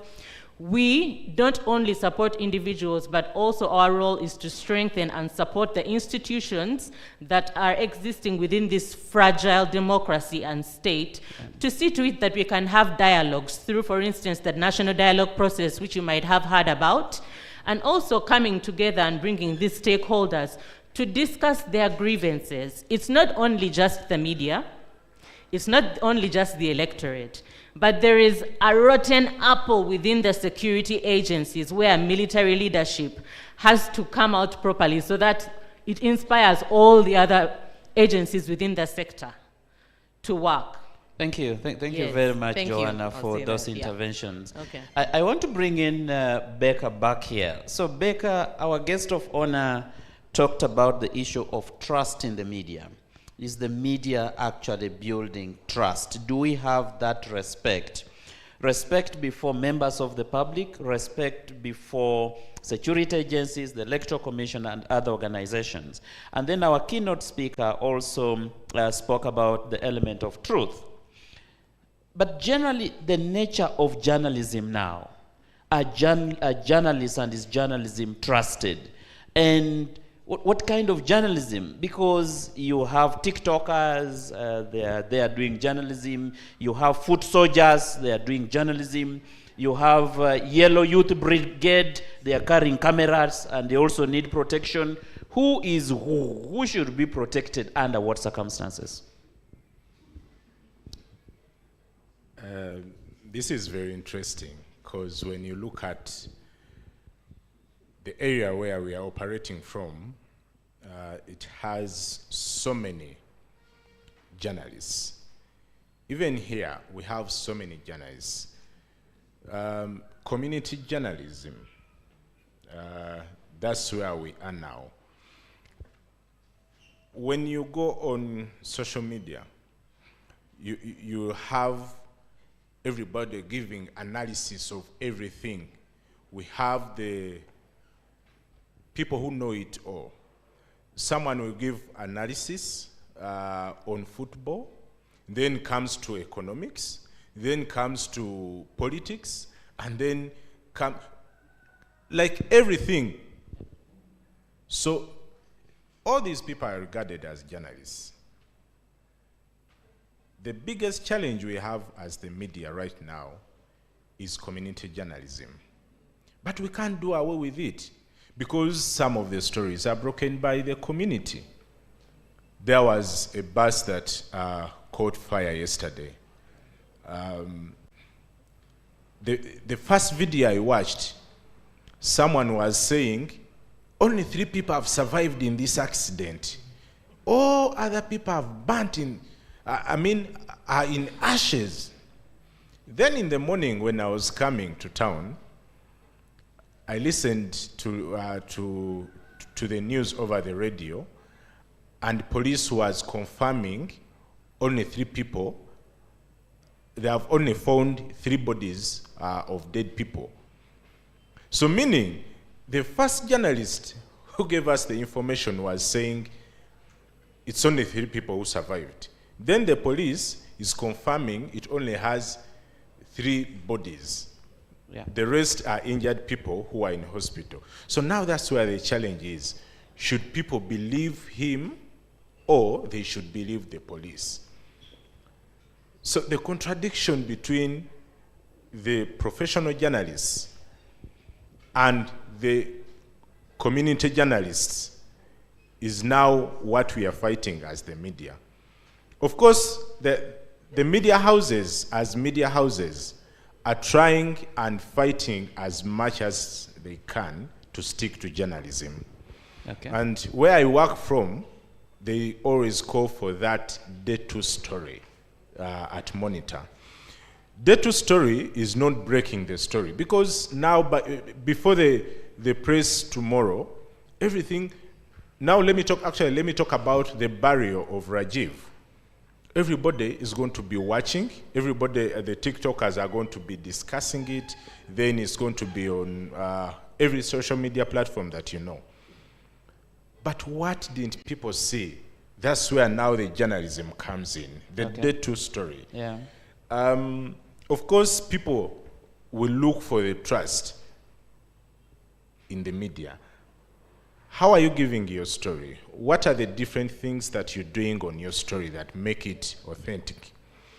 We have the foot soldiers giving their version of news. As a journalist, are you going to also give your story as a foot soldier, as an NRM foot soldier, or as a noob foot soldier?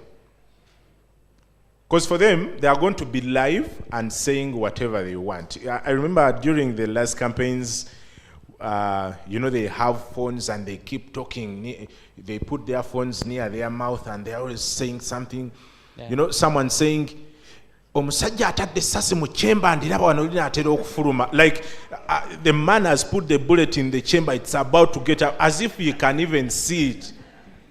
So that's what we are against.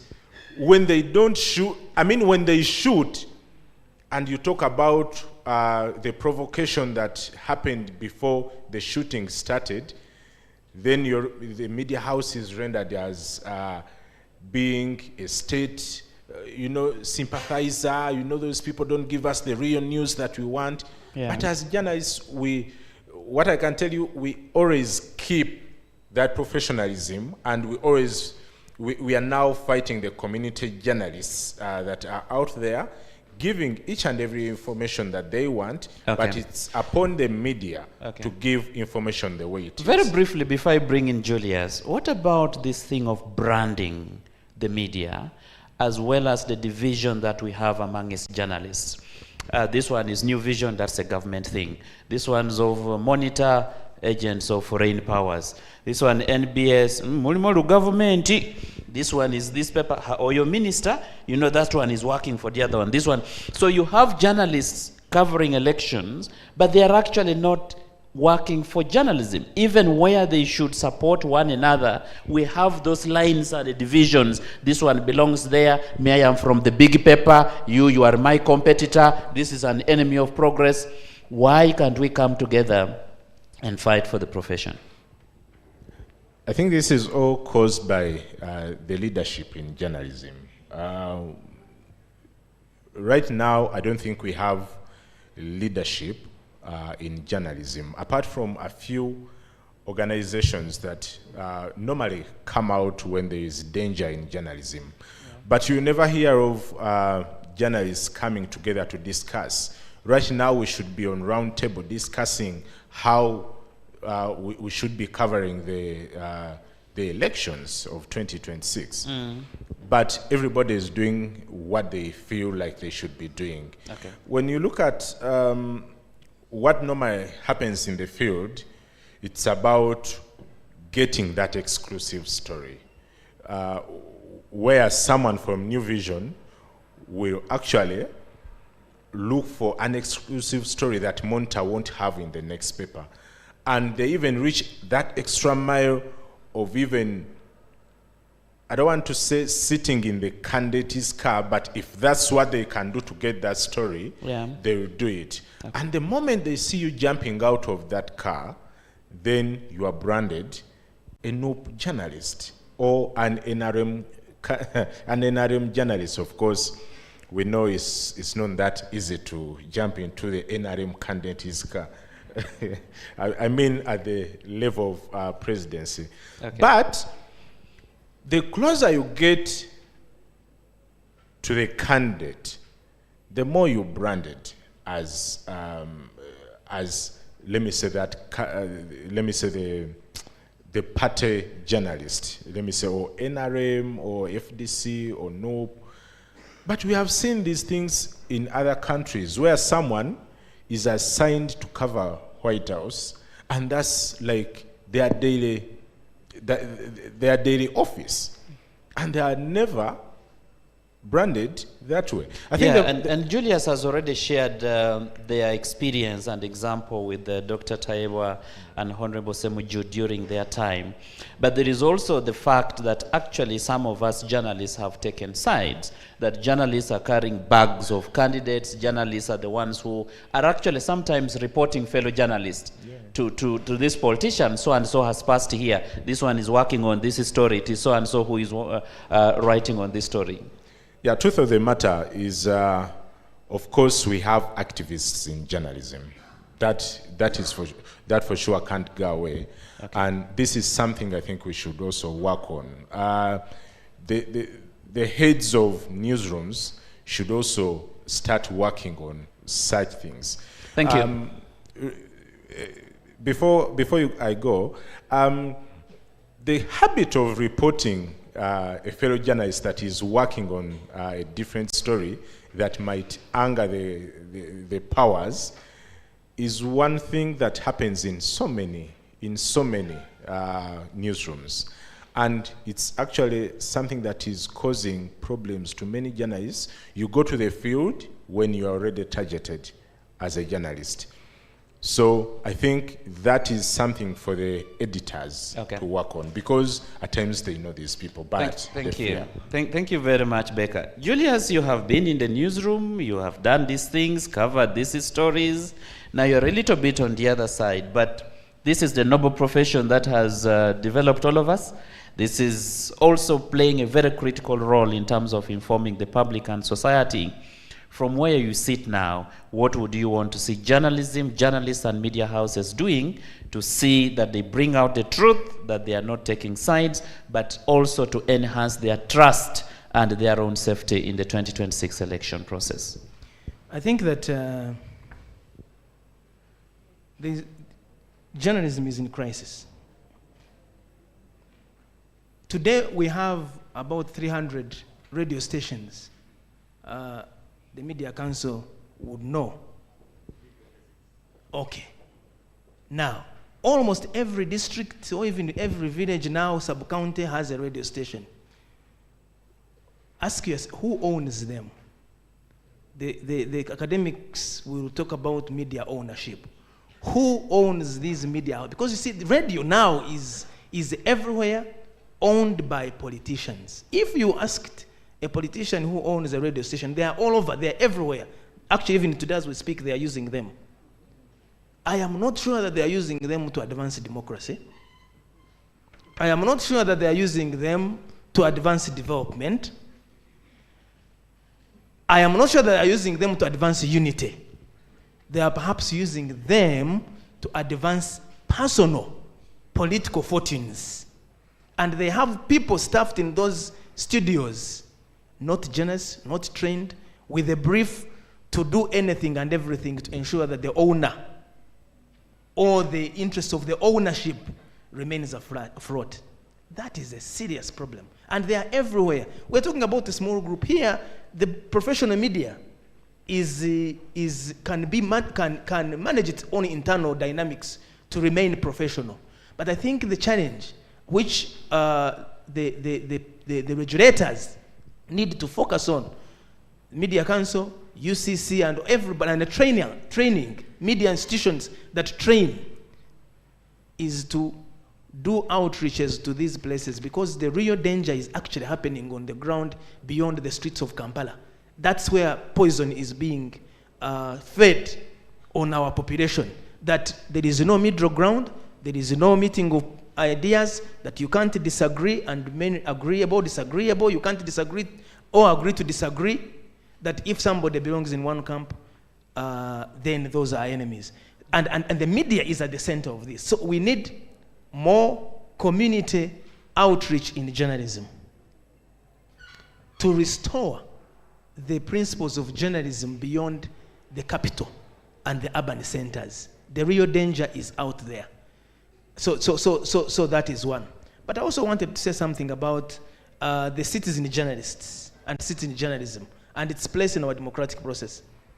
The lawyers, when you read Article 29 about freedom of expression, actually it says that every person, meaning that everybody, and it also ends by saying including the freedom of the press, which means the freedom of expression to express themselves is not just ours, but the media, we've tried to own it and thought that it is ours. It is not ours. It is for the entire citizenry. And we need, therefore, to take back journalism to citizens. I'll give one example and finish. When I was still very active in reporting, I went to a press conference addressed by a number of presidents from the Great Lakes region, after they had given us assurances of how there would not be another Chisangani. I put up my hand and I said, but Your Excellencies, what I see in this statement is that you have only changed the venue and the dates. But the assurances you've been giving, you gave them last year, they failed. You gave them the other year, they failed. Even today, what assurance are you giving to Ugandans and the people of East Africa that we will not see an abrogation of this same statement? Yeah. And the presidents were very angry with me. One of them even said, if you produce a child and the child dies, do you stop producing? And I was being called the prophet of doom. But this is the shocker. When I went home, the story was on UTV at the time. My own people who saw me asking these questions they abused me and said, but you are indisciplined. How do you stand there and you start asking a president or presidents in this with such a tone, without due regard to the fact that these are presidents? Clearly, they did not see that the question I was asking was on their behalf. Yeah. Journalism must return to addressing and forwarding and pushing the interests of citizens. Because the greatest protection and defender of press freedom is the citizens, not police, not the army, not the employer, not even associations of journalists. The public must feel that when a journalist is at the front line, whether it is in Kawempo or anywhere, they are not there because they are pushing the interests of the media house, but they are there as our eyes and ears to what is happening, and that they are pushing the agenda of the citizens, not some partisan or narrow agendas that now we seem to see. Journalism must return to its core of representing becoming the voice, the voiceless, becoming the watchdogs of society, ensuring that the issues we push are those that affect citizens, not just the powerful. Thank you very much, Julius. Allow me bring in Joanna. Members, you can put together your question or comment after this round of questions. We need to get some feedback from you as well. So, Joanna, apart from what you are doing, I think it's important that we remind ourselves of what we should also do, the different parties. The journalists are here, the Electoral Commission is here, the security agencies are not represented, but they will get this message. What do we need to do to ensure that when we get into the deep of the 2026 general election, we can ensure that there's freedom of expression, we can ensure that the journalists are respected, and everyone's right is respected? Thank you for that question. First, I could say that, where truth is controlled, peace is never permanent, it's only postponed. So it's very important that when it comes to the media space, when it comes to the security space and all the actors that are involved, it's time for us to have respect for each other's mandates. I think that that's the core of everything. But if I'm to look at the security sector, I think it's not just a matter of us saying that, you know what, security sector, you are doomed. I had mentioned something small about the rotten apple theory, and for those of you who might not know it, it means that, if you have a basket, and then you put a rotten apple in that basket, very soon all those apples are going to rot. Yeah. So basically, this is something that is in, for those of you who have done criminology before, that sometimes it might not necessarily be the institution, but it might be the people who are in that institution. So if, let's say, we are talking about the security sector, we are talking about the police, which unfortunately has a very low public trust of 41%, you'll find that, let's say here at Makerere University, where I studied my first master's in peace and conflict, at the Rotary Peace Center, they are actually training people in the UPDF. But I think that this is an opportunity for some of us stakeholders who are here to support the scaling up of such a project so that they are not working, in silos, isolated, to the extent that they are not able to have a higher reach that could enhance the strength of the security sector and its institutions. The problem, Joanna, is that these people get all the training. Yes. There is the Women's Situation Room, the Interreligious Council, Human Rights Commission, yes, Electoral Commission, the Media Sector Working Group. They get the training, they come, they perform very well. Sometimes they even get certificates. But when the time comes, they cane these people. And that's exactly why I'm talking about that rotten apple theory and the fact that you cannot work independently as a single institution taking on only 30 people and training 30 people and then eventually just letting them go. I've once done a research when it comes to adapting evidence-based programming, which means just going beyond capacity building, but ensuring that that institution that you're training has the readiness to implement that program. For instance, if you're training on professionalism and ethics within security, make sure that the people who you're training have the readiness. Make sure that it is actually in accordance with the mandate of the institution. Make sure that it is in terms of the comparative or competitive advantage of that institution, because these are the things that are going to motivate them to actually work. And while we were talking about democratic health, let's also have a conversation about institutional health. I mean, we need to also support these institutions. They are not the best. Even us as Interreligious Council of Uganda, I told you I like calling ourselves out because sometimes also that shows accountability. Yeah. So at the end of the day, we should work together, not isolated, because that is how you're going to scale up and reach more people. Okay. Yeah. Thank you very much, Joanna. Maybe just a few things I can mention. For instance, let's say with the Electoral Commission and even the security forces, something we haven't mentioned is the pre-election code of conduct.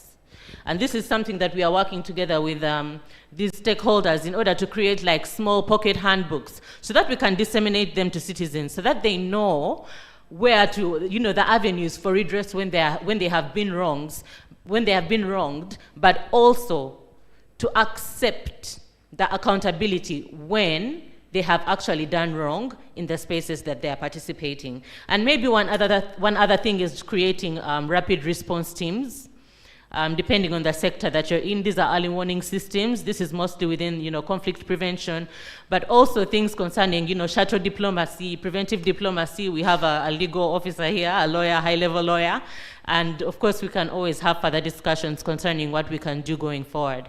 But thank you. Thank you. Thank you very much, Joanna. Of course, this conversation can continue and has to continue, but I want to bring in other voices now from the audience. I think I should request one of our students to volunteer to move the microphone. Those days when I was a little bit younger, I would be ashamed to sit when a doctor is moving a microphone, but let's see how it goes. So what we are doing is we are taking feedback to this conversation, but also feedback to the keynote. If you have a comment on the keynote, if you have a question to the keynote speaker or related to the panel discussion.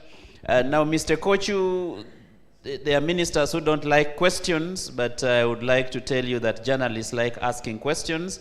So we should also ask some questions of the guest of honor if he's the right person to answer them. Thank you very much. Yes, thank you so much. Good morning. Thank you for the insights. My question goes to Mr. Julius. He said that the problem might not be the outward reactions that we see on ground, which brings me to what people call systemic violence. Most people talk about this physical violence, but there's what we call systemic violence. I'm a student of chemistry. I believe in first principles. For example, the U.S. Department of State considered the 2021 elections as fundamentally flawed.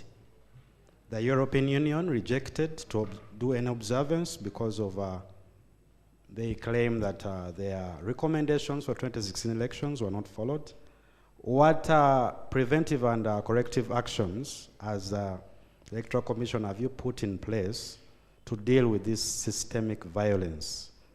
With a clear example of Kawempe, the video was saturated of malpractice in a certain home where journalists were beaten who tried to access those premises. What CAPA have you done? Thank you. Thank you. Thank you very much. May I request that when you get the mic... What's the name? Kindly tell us your name. Right, and then for those who are coming after him, please tell us your name and then your question or comment. Thank you. No, thank you very much. My name is Julius Tumsime. I'm a director of Shenye FM in Western Uganda, the founder of Family Television, which is here in Kampala, and the chairman and the founder of Rural Broadcasters Association of Uganda, that is RUBA. I was wondering, hey, people are being recognized, but RUBA is not being recognized. Thank you very much. I want to thank, first of all, I want to thank you for organizing such an event. It is really good.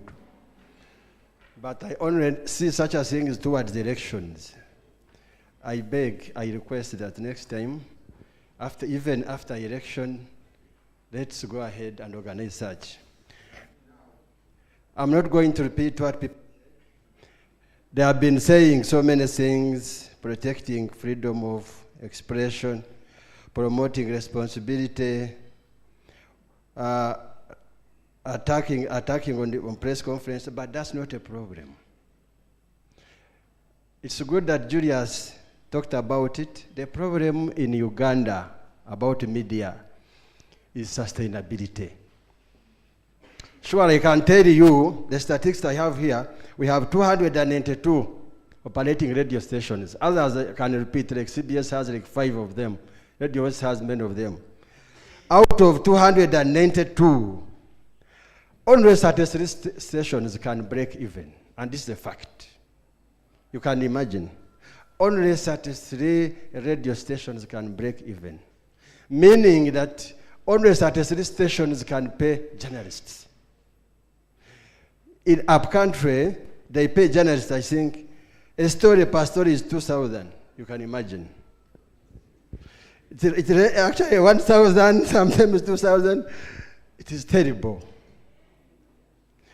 We have very many of them, but are just volunteering. The ownership of radio stations in Uganda is terrible. Politicians have overtaken all radio stations. Pastors have overtaken most radio stations because people cannot sustain the radio stations. My advice is, as you have come here, I can see there are so many NGOs. Let's provide a solution to sustainability of these radio stations, TV stations. Nowadays, operating a TV is a problem. A minute, because being a chairman of rural, I think let me add it to. Yes, as you conclude. I expected you to call me and then I started there and talk. Now, you have diverted my point, but I can again get it. Sustainability, what I'm trying to say, all the NGOs, let's come together. Go outside there, look for funds. We come and fund our radio stations. Otherwise, our journalists are going to die. Makerere, thank you very much. I started with Tayewa, but I think one year, I did Bachelor of Commerce. I finished here in 1999. Dr. Tayewa, now Professor Tayewa. Try to teach these journalists practical way. How can they go in the field and report without being given money? It is a very big problem. Already, politicians have owned our journalists. They are giving them lunch, they are giving them, because they don't earn anything from us. So as you move around, surround around, dig down and up, go and tell the president, actually I wrote we are going to meet the president soon, that this media play a very big role, especially up country.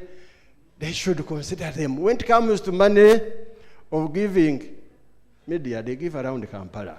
And ignore us. Down there we are dying. Thank you very much. Thank you, Mr. Tomusime. Okay, let's keep our comments brief. My apologies, sir, for not recognizing you, and thank you for representing that other side. My name is Semakula Andrew Lubinga, a fourth-year student of journalism and communication. Mine goes to Mr. Julius.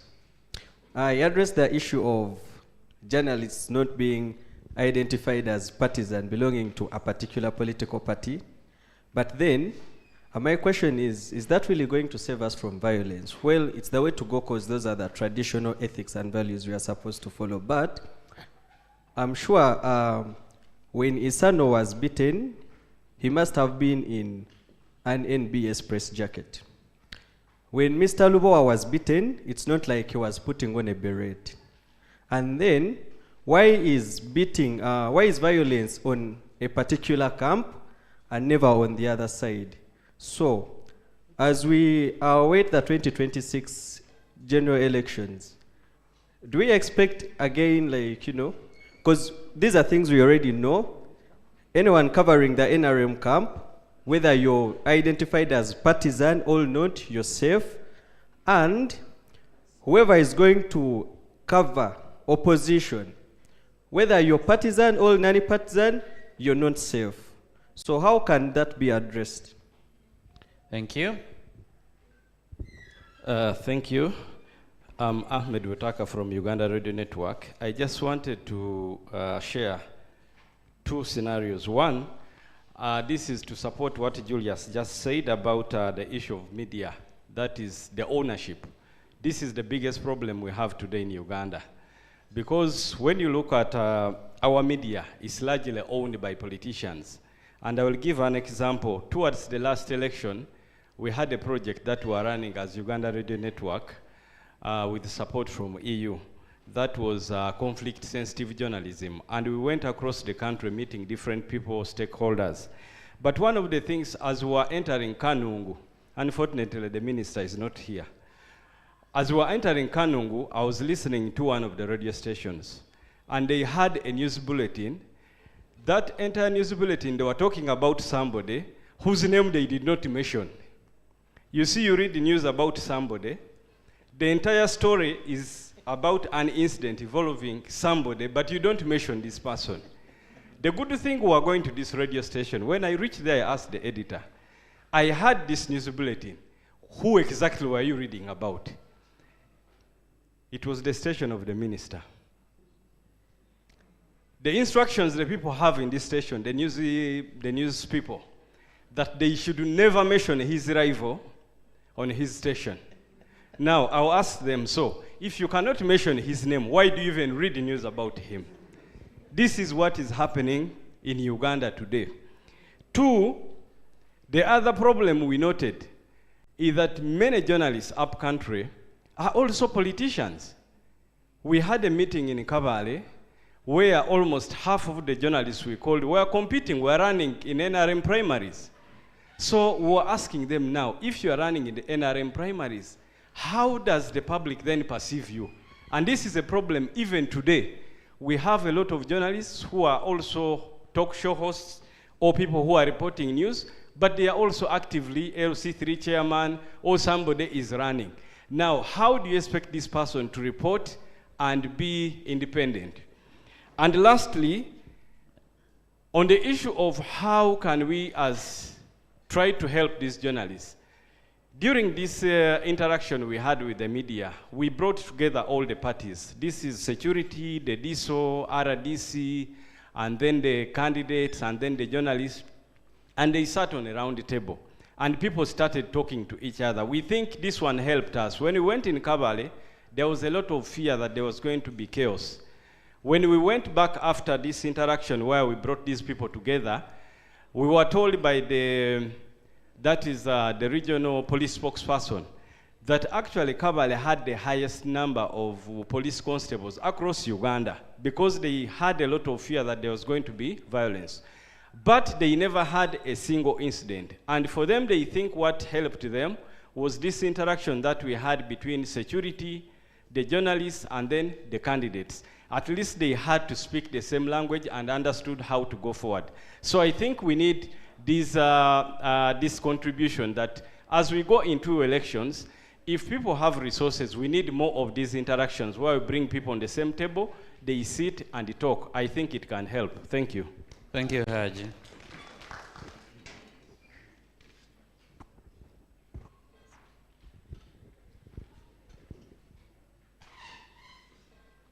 Mr. Chairman, please give me some time, I request.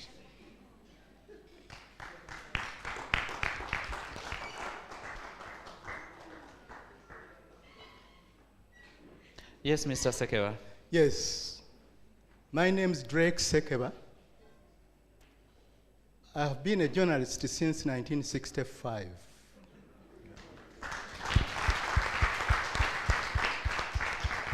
Mr. Chairman, everything that is going around with you in the media, some of us have experienced. Some of it is the same.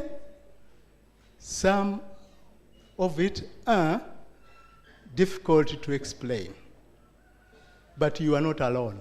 The press has been like that ever since.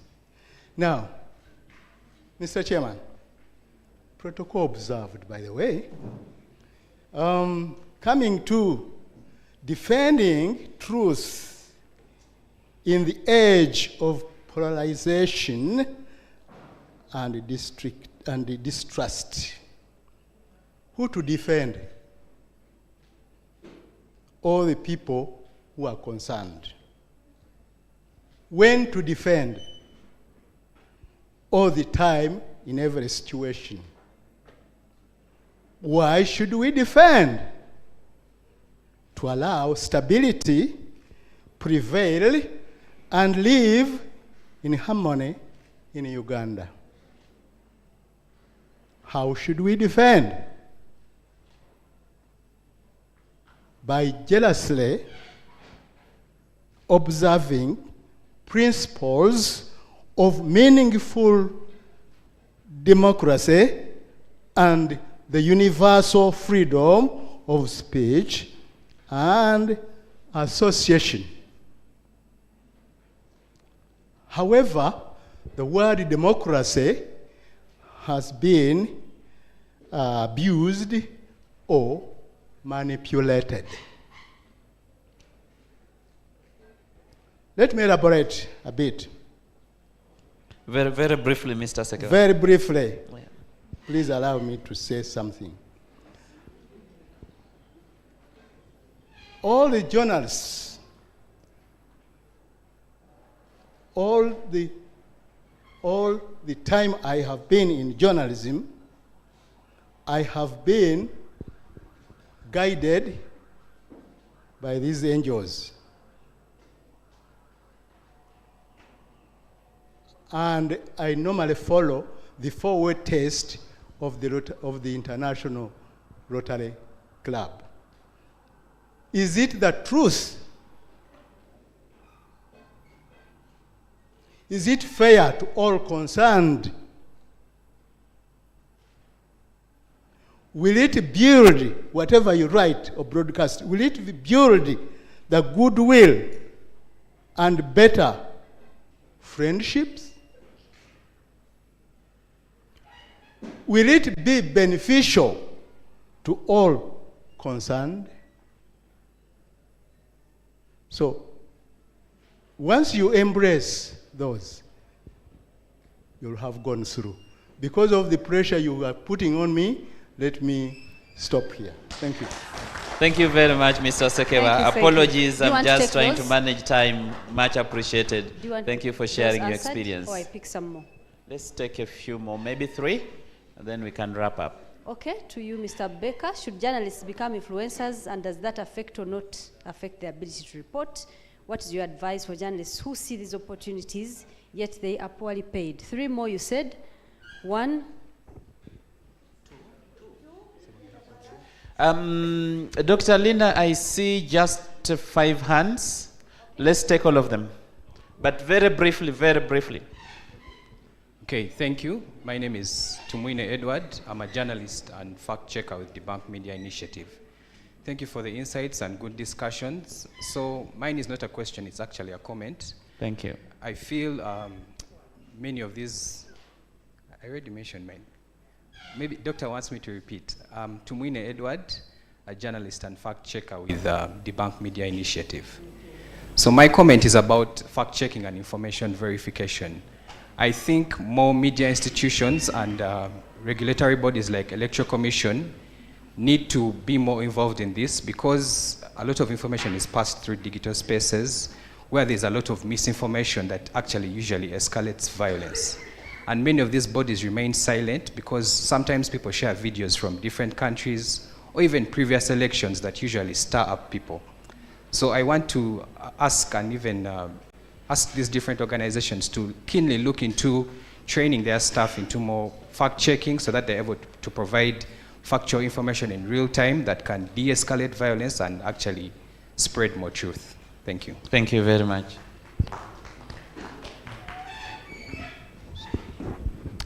Thank you so much. My name is Ronald Msoke. I'm a journalist. I work with the Independent magazine. A quick comment first, maybe, and a question to Mr. Ekocho.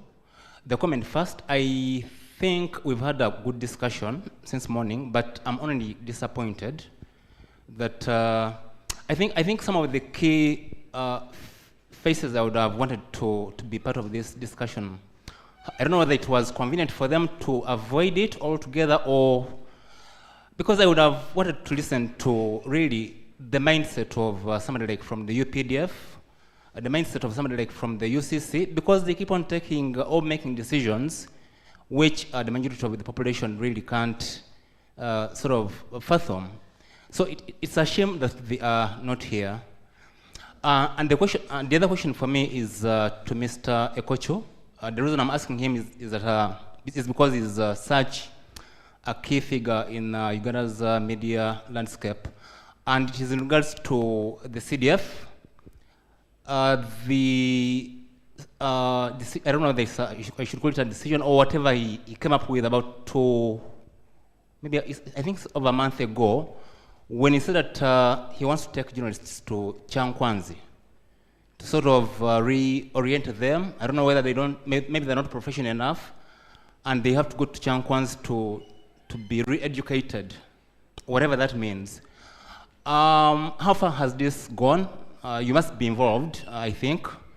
And why is it important that journalists must go to Chankwans to be re-educated? Thank you. Thank you, Mr. Musoke. Okay. My name is Jackson Sewanyana. I work with Vision Group, Book and the Print Department. Everything you say should be true, but not every truth should be told. I have a problem with this statement, especially towards the end, because it is somehow related to statements that I normally listen to, that you have freedom of speech, but it is not guaranteed after speech. So there is a problem. Who determines when this freedom is guaranteed or what? So I think agencies who torture journalists center on this. Then another thing, we want to ensure that we defend the truth even within this age of polarization and distrust. Now, there is a problem, I think, of journalism as business. That one goes to the media houses, because there is a problem here. Money issues and all that comes in. Then another thing again is related to this. It is about the remuneration of journalists. That one has a lot of things or issues to do with the compromise of journalists. You know, well, we have journalism as a passion, what and all that. But at the end of the day, we are not going to eat passion. So we are calling upon the media houses themselves, because we work with them. This stems from the media houses themselves. So because at times the situation dictates what we do. However much we want to do, what is supposed to be to be done. Okay. So a moment. I'm sorry for finally, yes, okay. Your last comment. Yes. Thank you. It's about to. Okay, just skipped in my mind. Thank you. Mr. Kocho, I think you could note that as a direct question, that when you say not every truth has to be reported upon, isn't that opening a can of worms and actually allowing security agencies or other organizations to stifle media freedom? Thank you. Mr. Makola, you said we take all. I think there are 3 more. 1, 2. Yeah, let's have them. Let's have them. But please keep them brief. Thank you so much. My name is Doreen Chabo. I'm a student of journalism and communication in my 4th year. My question, in our course, they always emphasize we should keep our stories balanced, we should be fair. But then, yesterday I was watching, it was NBS, Amasengeje. And then, the journalists were asking the spokesperson of Kampala Metropolitan, Afande Patrick Onyango, about the abduction of Edward Sebufu, Edmutwe. And then the spokesperson declines. He says, I cannot talk about it because my boss is involved in it. And then I'm like, okay.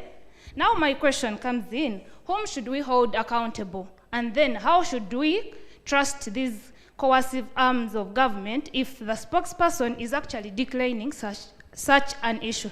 It's so unfortunate that we really don't have the representatives here.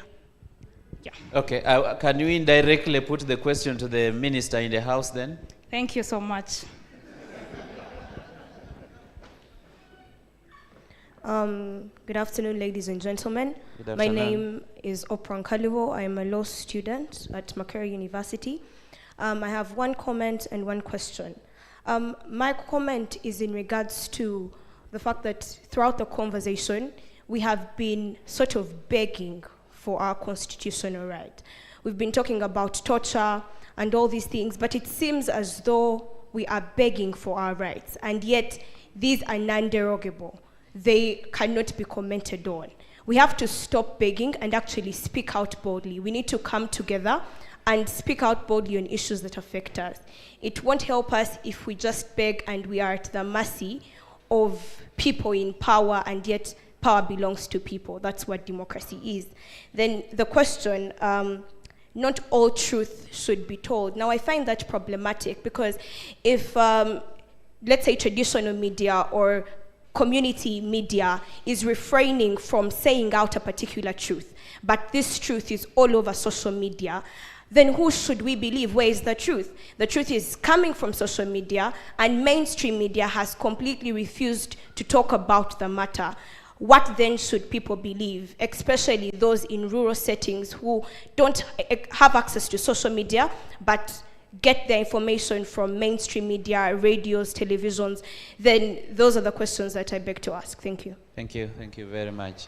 Mr. Kocho has noted that. My name is Zadok Ekimwere. I have worked with all versions of New Vision. I mean, Voice of Uganda, Uganda Times, there was a National Mirror somewhere, and then the present New Vision. But I have also trained a lot of journalists, and some of them, I'm proud to say, are some of the finest journalists you can get in this country. My comment is, one, what my friend was talking about, the truth. The truth is what we must uphold. But there is also the other bit that minimize harm to the person you are writing about. What this means is that we sometimes have to be very careful with our language. Yeah? You can have the truth, all right, but you are minimizing harm to the other person. So it means you got to be very reflective. You got to write a story which is powerful, but still you have minimized the harm. Now, what my colleague Dr. Mshunguzi, we must go back to the core, tenets of journalism. Yes, it's true, but the point here is, how do we get to the truth? These fellows who are bungled up in Kawempe, they were looking for the truth, and usually it's actually during looking for truth is where journalists suffer most, because they are really looking for where is the truth. You are looking for the truth. You are running with your camera to see how somebody is being beaten, so that you really publish the truth. That is where the problem is. As long as we don't allow journalists to access the truth, it's going to be difficult. That's why we even lose trust in them. My last comment is, I wish the minister was here. Maybe Mr. Ekochu can enlighten us. The other part of the ministry, national guidance, where is it? Maybe that could help this nation. Thank you. Thank you very much, Mr. Kimwere. Last one, a burning one. Thank you so much, Dr. Lina, to allow me ask my question. And this is really uncomfortable. I listened to Dr. Imokola. You asked a very good question to Abu, that where do you draw the line? How do you separate between journalists and the citizen journalists? First of all, it feels uncomfortable as a journalist to hear someone being referred as a citizen journalist or a journalist when they are not supposed to be called so. My question goes to journalists and academic scholars, media scholars in the media profession. So isn't it uncomfortable for you to call TikTokers journalists? How do you feel about that? These bystanders, just because they can hold a phone and shoot a video, how do you feel? Of course, I care about these people because these are also humans, but I'm also wondering, whenever these violences are happening, Abu can easily be identified that this is a journalist from Nation Media Group. But what about these young men and women? Though if we decided to cohabit, if we decided to have them, and we even give them a title as journalists, do we care about them? And why should you, journalists, assign your titles, really, to these bystanders? Are you not bridging the gap to polarization? Because, we are discussing polarization and distrust. If you give these people a chance to go ahead and also know that they are journalists, they don't know how to package information. They are going to be disseminating anything from anywhere. The audiences are going to be polarized, themselves they're polarized, the whole public, the government, and everyone. My name is Nelson Bahati. Thank you. Thank you, Nelson. The question for academics, I am requesting Dr. Taiwa to note it and say something small about it. Allow me to take Mr. Gwell very briefly, and then, is it Mr. Kakaire? Was your hand up? Okay, Mr. Gwell. Thank you very much. My name is Charles Ogwell. I'm the director of UMCAT School of Journalism. I want to thank you for organizing this meeting. Now, I've been listening keenly to the questions that our young people are asking and the submissions that have been made therein. I also want to have a comment and a question. My comment first is on the word truth. As our senior journalist has mentioned, that we need first to seek the truth. And when we have gotten the understanding of the truth, maybe it can guide us moving forward. But the question again is, what is the truth itself? And is it possible to attain the truth? Yeah, because is the truth absolute? The scholars would say, yes, it is actually ideally supposed to be absolute. But it looks like we operate under relative, what we call relative truth. That's why we use the expression fairness. Yes, it is where we use the word fairness.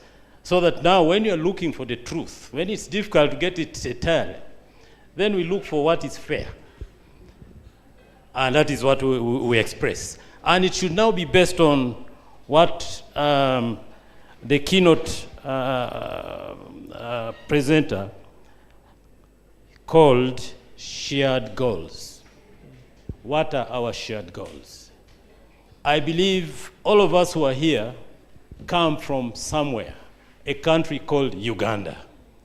And it is our interest as citizens of Uganda, as we are all talking about citizen journalism, to see that our country, Uganda, is safe for all of us. But where is the problem that is scaring all of us, that the country is not safe? Who are the stakeholders? Do we have shared values of what we call a safe country by all stakeholders?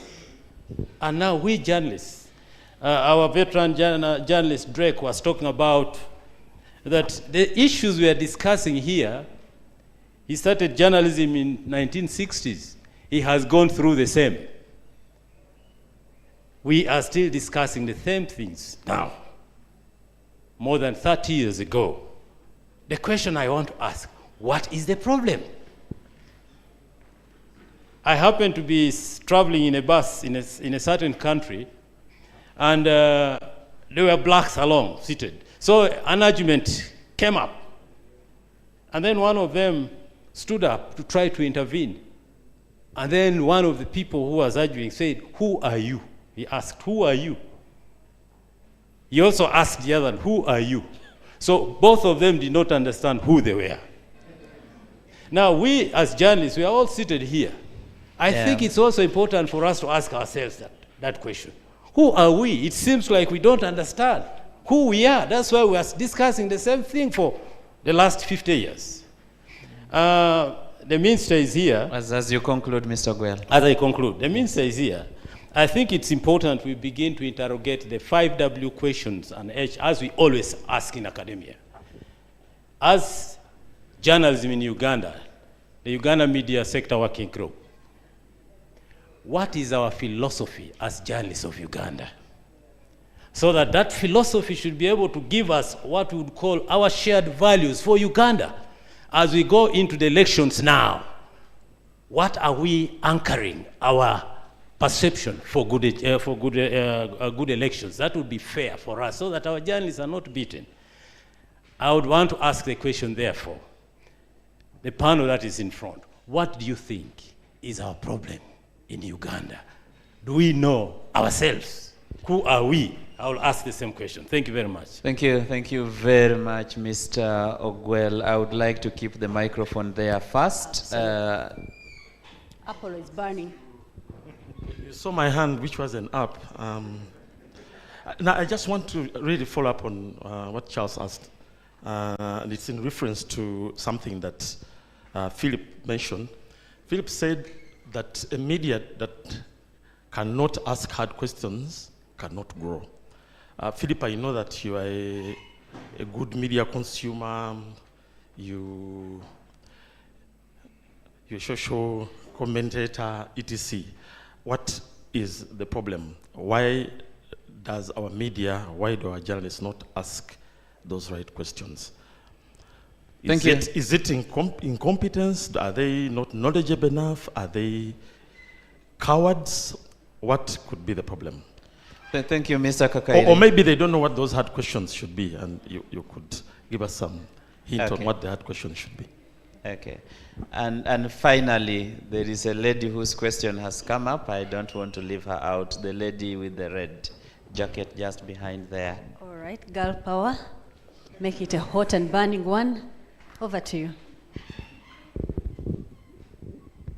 Thank you so much. Good afternoon, ladies and gentlemen. Good afternoon. My name is Serena Naguja.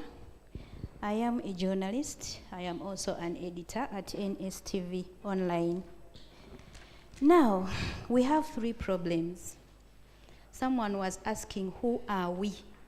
We also don't know who we are. Why? Because we have this thing of freelancing. Who is a freelancer as a lawyer? Who is a freelancer as a doctor? Who is a freelancer as a teacher? That is a problem.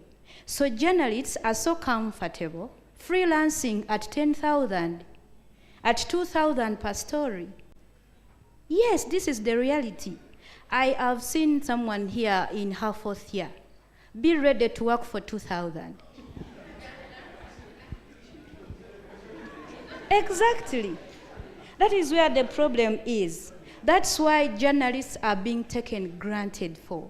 Politicians always come out and speak on cameras like nothing, and they just go away because of freelancing.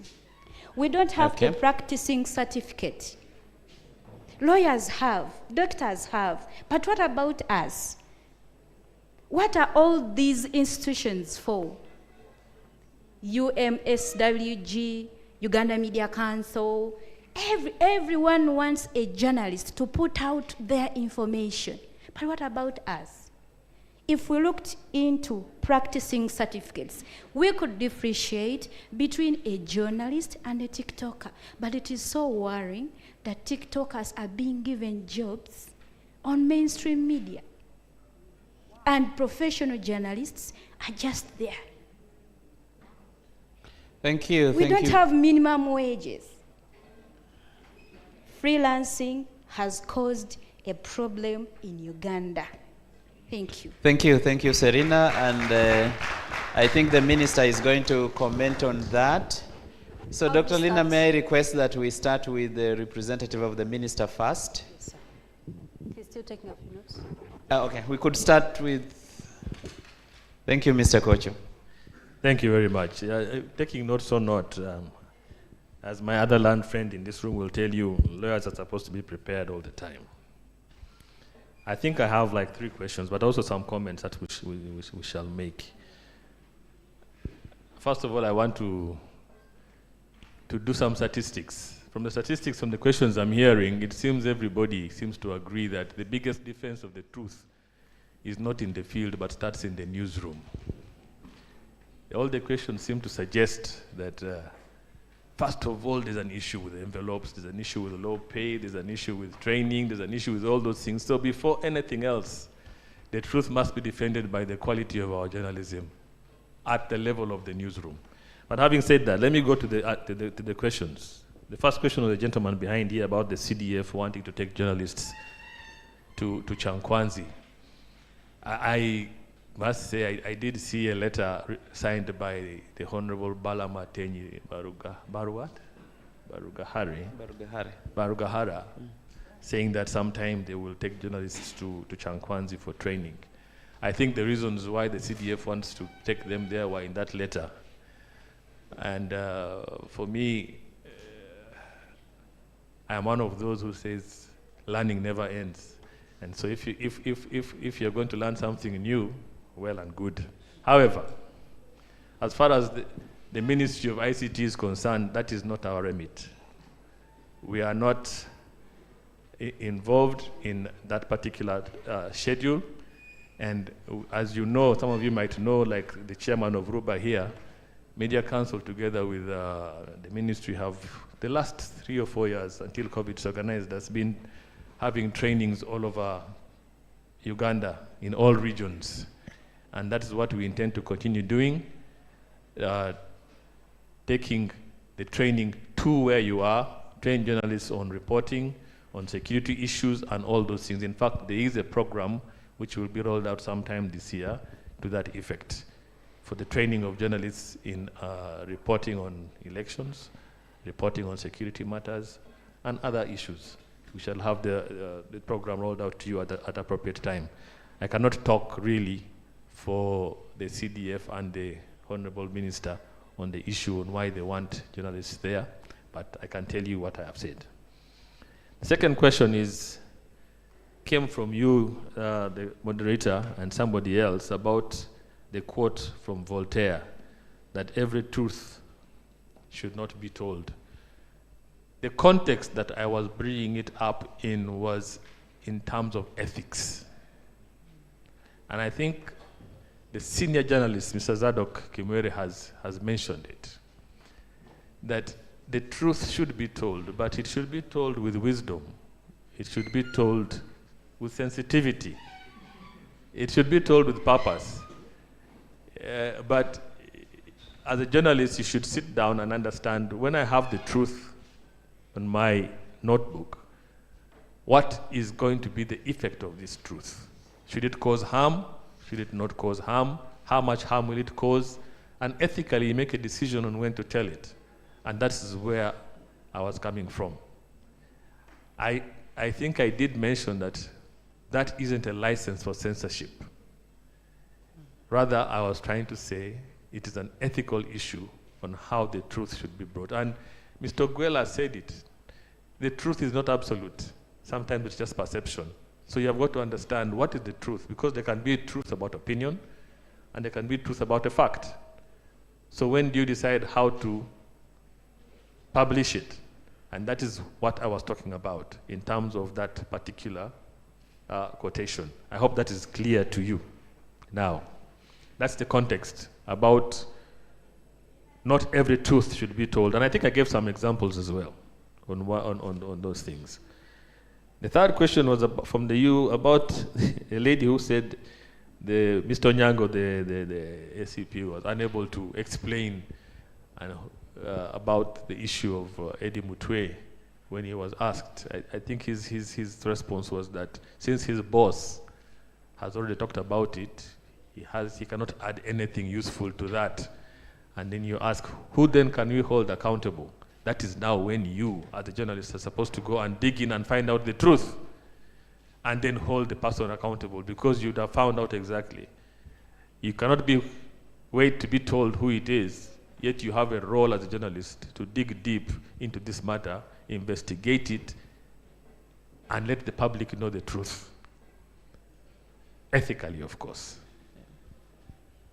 In terms of national guidance, where is national guidance? I am aware that there is a policy being written on the issue of national guidance under the means of ICT. And I'm sure and I hope it will come out soon. It has all the issues on what it should be and how it should be held.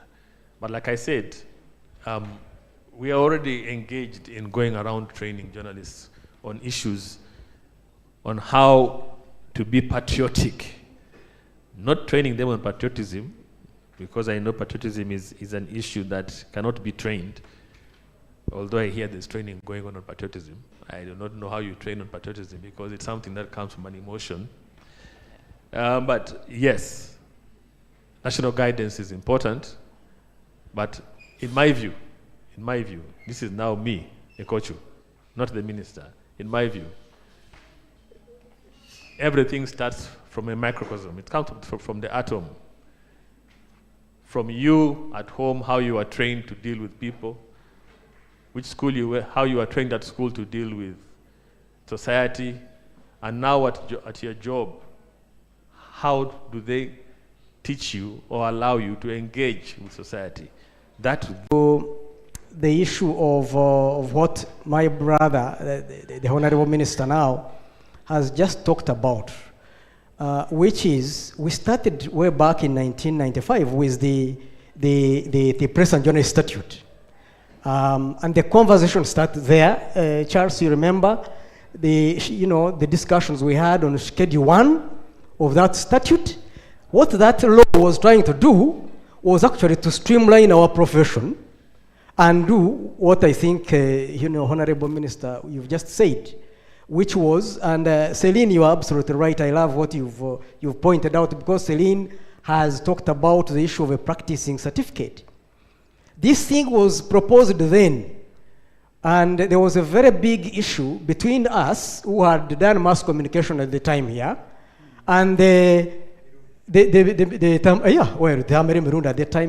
he rest in peace, who had not gone to journalism school. They opposed this thing so ferociously, and at the end of the day, we lost. But if that had happened, then we would be like the lawyers, would have a practicing certificate that clearly, because that's what that law was trying to do. And I think this is a conversation we should go back to. We should not shy away from that, because if we continue to train these wonderful people here, 4 years, imagine, and then when they get out of our journalism schools, they go and they are outsmarted by the TikTokers and the social media influencers on the job. There is a problem. So, Honorable Minister, I think this is a conversation that we should continue to engage with. For us in journalism schools, we shall continue to insist on the principles that the seniors have repeated. Ndugu Zadok, I'm so happy to see you, sir, and Senior Sekeba.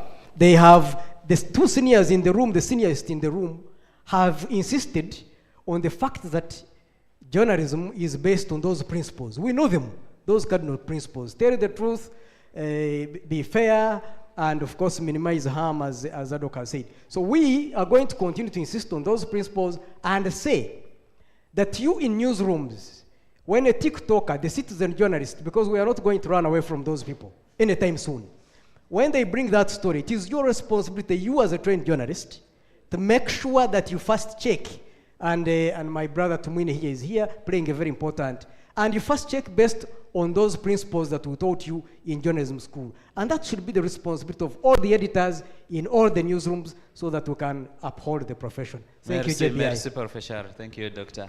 Let's have the keynote speaker. There was a question on those things you're saying the journalists should do. Why aren't they doing them? Thank you very much, Mr. Kakaire, and thank you very much, Mr. Mukola.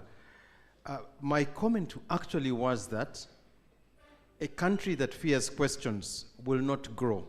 I have a healthy respect for the fourth estate, and I believe the right questions are being asked. Yes, there are some issues about how the media portrays certain things. For instance, I thought you were much, much taller than me, seeing you in my TV, but today I discovered I'm not doing too badly. But the issue, when the questions are asked... It's also possible, Council, that I've grown shorter. Yes. The issue is that the people being asked the questions, are they responding? Do they recognize that under the Constitution, as our public servants, they have a duty to be accountable to us? It is a specific provision in the Constitution. The questions don't get answered. Let's look at these recent questions. We have posed questions to other public bodies on social media, and they don't answer. Yet they are paid by taxpayers' money. So I think that is really where the problem is. The fourth estate, I believe, is doing very, very well. Let me be Ugandan now that I have power. Yes, I think it was remiss of me not to make a very strong commendation of Uganda Human Rights Commission for their statement on Eddie Mutwe. I believe that strong statement, timely, with such force, tipped the scale and got him out of the illegal detention that he was in. And we welcome the use of this, I'm going to call it newfound power by the Human Rights Commission, because I had never seen it exercised before. We welcome it to the arsenal for fighting for citizen rights. Thank you, thank you. Thank you. Thank you very much, Council. I'm now going to give each of our panelists 2 minutes. So 2 minutes to each of our panelists so that we can wrap this up. Yes, Abu? Thank you, and thank you, audience, for the engagement. Now there is a question about truth. You know, you have all said, when you say the truth, whom does it harm and everything. I remember some time back, some good years, when the Monitor said the truth about the letter that was written by General Sejusa, we were closed down. I remember I had just joined the media, and one time General Mugisha Muntu said, time will tell. But I think General Sejusa's letter that led to the closure of Monitor and Red Paper has come to surface. Because when you look at what is happening, it was about General Muhoozi, now is a general, him being prepared to be the president of this country. I think when Monitor reported that story, there was chaos in this country. People were summoned to side and everything, but now at least we can see what is happening. So when you're a journalist and you need to tell the truth, please tell it. Of course, if someone is losing a life, then that's when you should try to weigh in and try to find a way of telling the truth. But truth should always be told. About the practicing certificate, I think it's something we should think about, because in the trend that we are in, we need people to be recognized. But now the only challenge that we have in this country is doing things because of one reason: politics. When we were heading into the last elections, we received communication that all journalists should register and then get practicing certificates. After the elections, it was no more, because they wanted to control a certain group of people and then to close out some people. That's where the challenge normally comes from.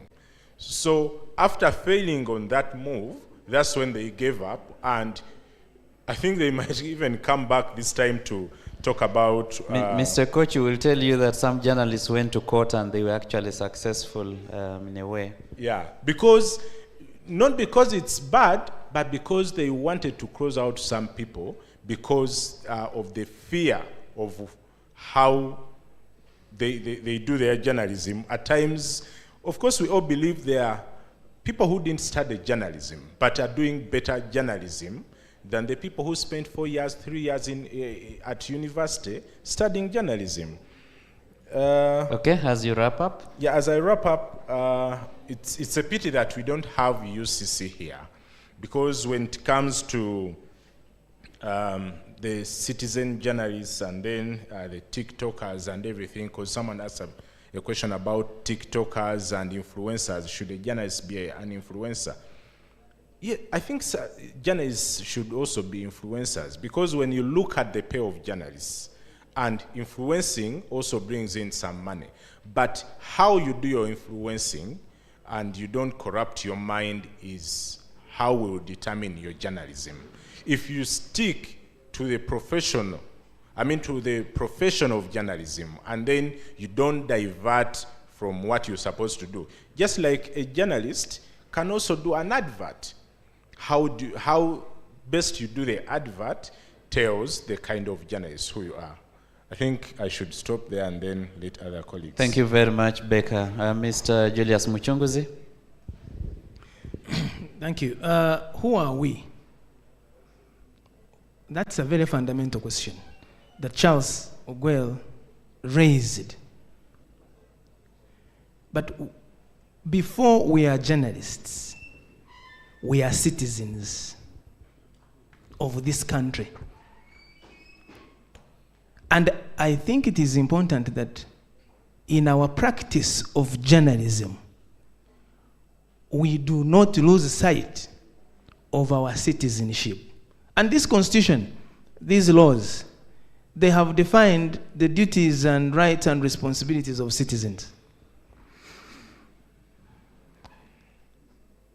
The work we do as journalists is rooted in our citizenship. And we are playing, each one of us is playing a particular role in building the country that we want. And I believe that it is within the context of our citizenship that the purpose of journalism should be rooted. I think one of the things that we need to reflect on as practitioners, as academics, is on the purpose of journalism. Why do we do what we do, and to what end?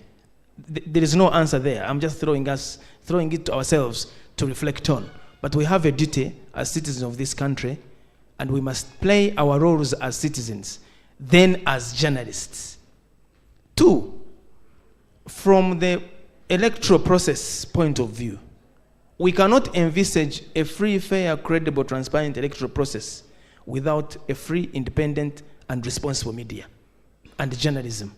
Because it would mean that we are doing whatever we are doing in the dark. And the elections, by their very nature, require that people know, that people make choices. And you can only choose when you know. And journalism and journalists play that role of ensuring that they hold those that wish to lead us to account on their policies, on their manifestos, on their agendas. An election, to be credible, must be competitive. And competition requires that people know what the various options are. And it also must be participatory in nature, that citizens must participate, and they can only participate if they know. They also must be rules-based. People must know what the rules are. So from the point of view of the institution that I represent and I work for, we believe that journalists should be free to play their role responsibly and according to the laws of the land. No one is above the law, even journalists. And all of us must do that. But on the question of truth, you know, I wrote my master's thesis on embedded journalism. And that was at the height of the Iraq war. And the journalists, the American journalists, were embedded with American forces in Iraq and reporting on the war in Iraq. And it was a very complicated situation. And in the studies that we looked at, and Tayeba knows, there's a man called Philip Knightley. He wrote a book called The First Casualty, that in a state of war, the first casualty is normally the truth. He was an Australian philosopher, scholar. So the things, just like Drake has said, what we are seeing today is not new. It's only manifesting itself in different forms. But power, and when we talk about power, we're not talking just about political power. There is a tendency to think that the greatest threat to press freedom in this country or anywhere is actually politics. But there's so much within our society that actually is restricting freedom of the press and freedom of expression. And all those forces must be interrogated, whether it is business, whether it is ownership, whether it is politics. Obviously, the politics is easy to point out and to dramatize. But if we're going to address the question of freedom of expression and freedom of the press, we must be prepared to go all the way to addressing all those intrinsic issues that undermine freedom of expression. Finally, I believe that in the situation in which we are, and going into we're already in 2026, by the way, or we're already in the roadmap to 2026 with everything that is happening. I believe that we should continue to seek common ground by the protagonists that are involved in this space of freedom of expression. We have the security forces, police, the army, I don't know who, we have the Electoral Commission, we have UCC. The results will not come from being confrontational and escalating situations. I believe we should seek to find spaces for dialogue and discussions of this nature, like this framework that is here in this setting, should be supported to continue to bring together all those actors that undermine or have an effect on ensuring that we have an environment within which the media can play their role without being victimized and being able to play the role that they must play. I believe that we should not escalate situations. And I believe that each actor in this country, in the electoral process, has a role to play. And the very final point is on who the old debate about who the journalist is. You see, it was lost in 1995-97 during that discussion.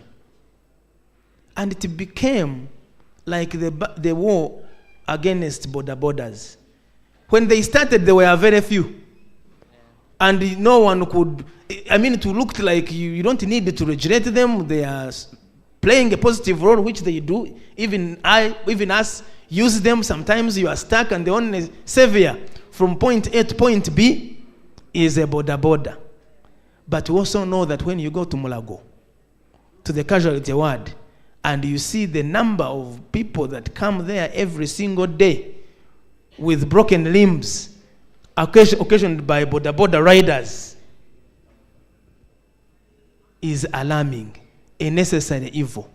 Is citizen journalism a necessary evil? And how do we tame it to pick the necessity in it and minimize the evil in it? That is where the question is, and that's where the academics and researchers need to help us. But it is a problem. Thank you, Julius. Joanna, your parting shot? Yes. I'll be very brief. Again, thank you very much for this dialogue and plenary discussion. Well, what can I say? Well, I'm a peace podcaster, a peace education podcaster. I do have a podcast. It's very academic, and I package academic information that can be consumed by the populace in an easy way, because I think conflict and peace building should be something that is mainstreamed and shouldn't be whereby I went to Uppsala and studied it and etc. But I have never considered myself a journalist. But I think when you're wondering, who are you as a journalist? Where I would say maybe we merge to some degree as a person who is academic and aspiring more to be advanced, is that you are scientific investigators, unlike TikTokers. They are not scientific in the way that they execute their work. So I think that where your pride comes from and where your ethos and logos comes from is from within the tools that you use to obtain information. And as much as when we are having discussions about truth, truth is relative. It can be objective in terms of what color is this blue, because you can see it visibly. But when it comes to perceptions, attitudes, and behaviors that are not visible and subjective, you're supposed to, and as you use in scientific ways, triangulate as much as possible by following leads and chasing these leads to make sure that you come to what someone mentioned is fair. At least fairly enough to the point that I like when lawyers talk about beyond reasonable doubt. Beyond reasonable doubt. I mean, there might always be doubt, but at the end of the day, you're chasing after truth. And the second thing I can say is that you're not in the business of infotainment in as far as promoting democratization is concerned, but you're in the business of promoting information to improve the society and also pacify your nation. I guess that is all I can say. Thank you. Thank you very much, Joanna. Ladies and gentlemen, the minister has something to say.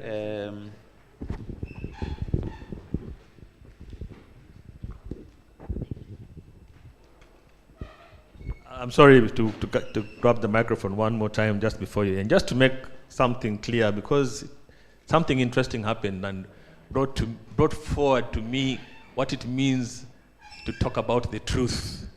The truth.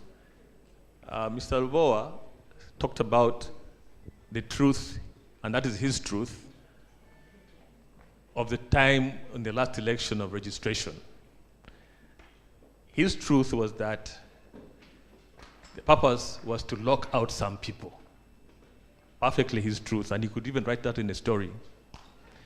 My truth is this. Stakeholders sat down in a meeting at the yard. All stakeholders, the police, the army, and EC, and said, we need the fourth estate in the election. But how do we handle them? Previously, there's always been accreditation. Even this year, there'll be accreditation. Not so, Julius? It's going to be there. And the purpose is not to lock out people. Exactly. So we sat down and said, which entity of ours is the one with the remit to deal with journalism? And they said, it's the Media Council.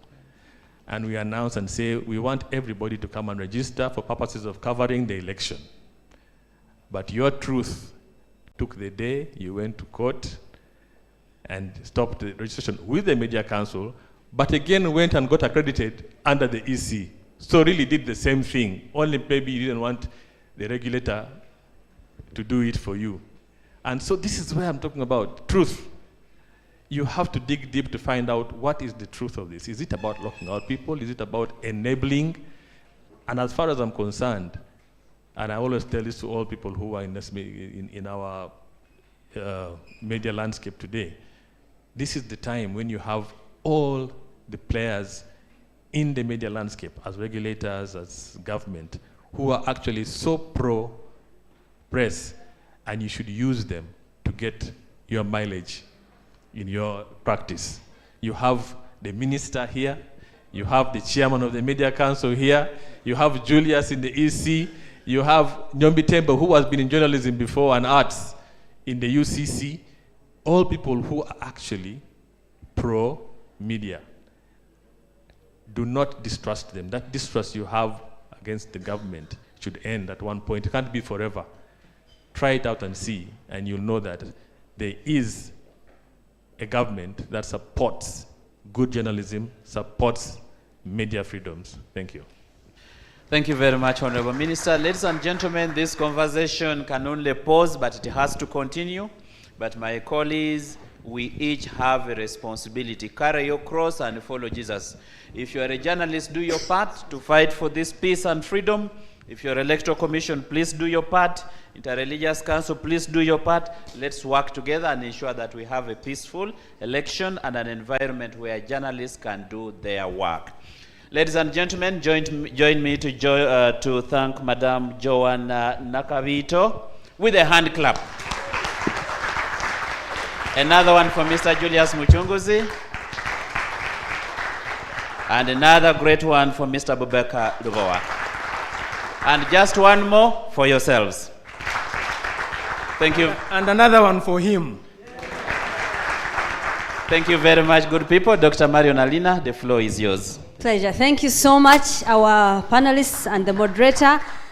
You may now take your seats, but please stay around for a little while. We are going to have a very sumptuous lunch. Yes, I would now like to, JBI Onyowe, kindly pass that microphone to Jen Anyango. We are going into a very exciting session.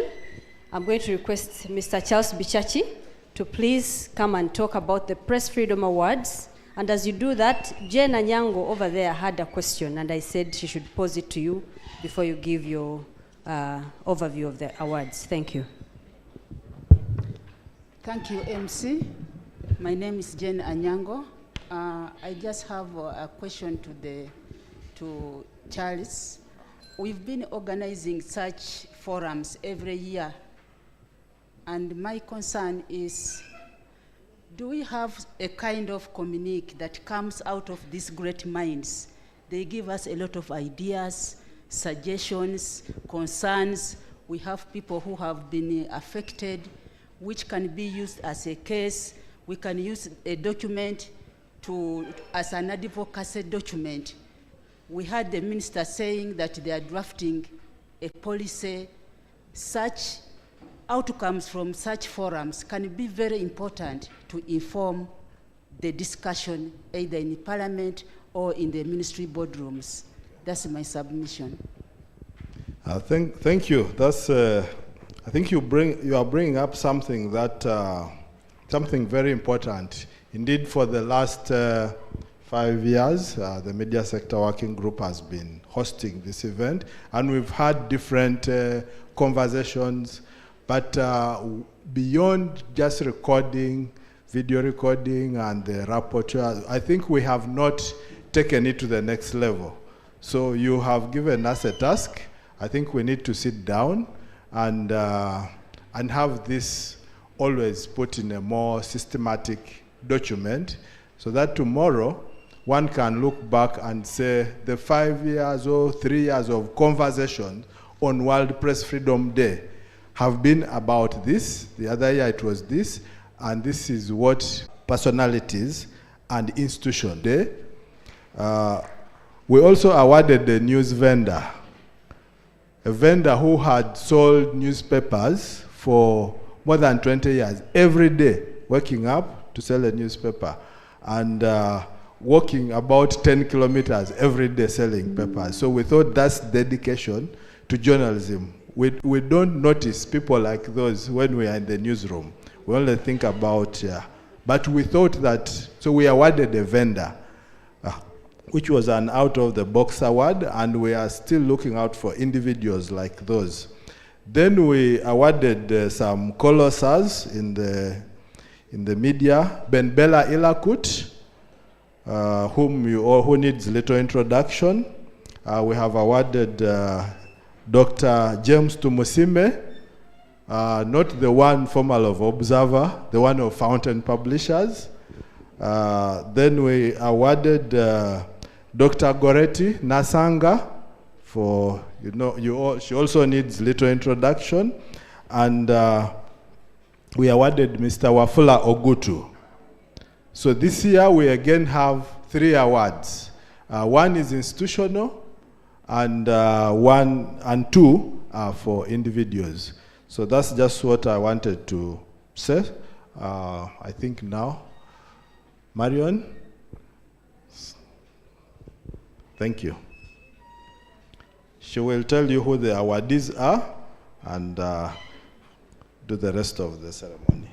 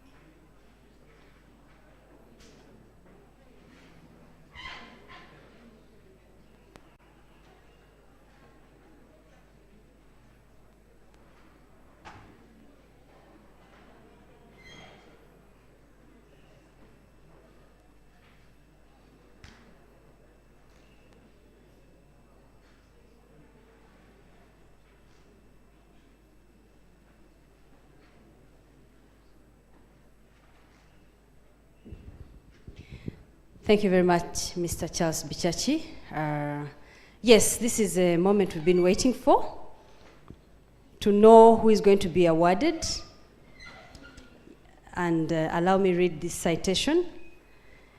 Our first awardee, he has traversed Uganda's media landscape at some of its most volatile times, not just as a reporter, writer, and editor, but also as a trainer, teacher, and communications consultant over a period spanning 40 or so years.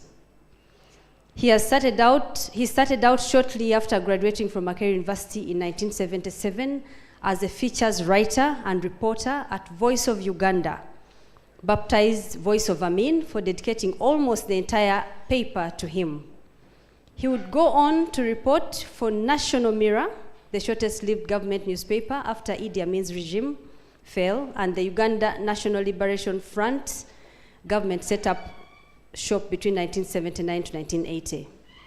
From 1980 to 1985, he worked as a sub-editor at Uganda Times, which was nicknamed Uganda Sometimes for being thin and notoriously irregular on the streets.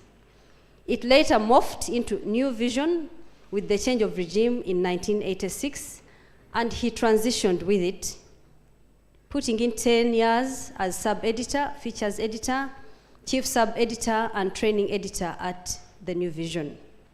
In 1996, he stepped out of the newsroom into the training room, going on to head the School of Journalism and Media Management at Uganda Management Institute, UMI, between 1996 to 2001. Then moving on as a research and teaching assistant at the University of South Carolina in USA. After obtaining a PhD in journalism and mass communication from the University of South Carolina, he returned to teach at Victoria University for 1 semester, Ndeje University for another 1 semester. Then he took up position of principal, UMCAT, School of Journalism and Mass Communication, for the period 2017 to 2018. He designed the postgraduate program at UMCAT and later as associate consultant at the Uganda Management Institute for the period 2019-2022. He designed the new postgraduate diploma in journalism program that is currently running at UMI. He continues to work as a media and communication consultant. Ladies and gentlemen, the Uganda Media Sector Working Group on this World Press Freedom Day, 3rd May 2025, celebrated on 6th May, recognizes and bestows upon Dr. Zadok Echimwere the Journalism Lifetime Achievement Award for his outstanding contribution to Uganda's media development as a reporter, editor, and media trainer. May I request the chief guest, represented by Mr. Paulo Ekochu. May I also request, yes, come forward, please, you're going to give this award. May I request Mr. Lamex Omara Apita from the Uganda Human Rights Commission, the representative of the head of the head Department of Journalism and Communication. Come forward, Dr. William Tayebwa. Stand, yes, let's come up here. Mr. Echimweru, hold on a little bit. Echimweru, hold on a little bit. Let's have the people coming up. Mr. Charles Buchachi, yes, please join the team that is going to award him. But then you came around, show me life say in a better angle.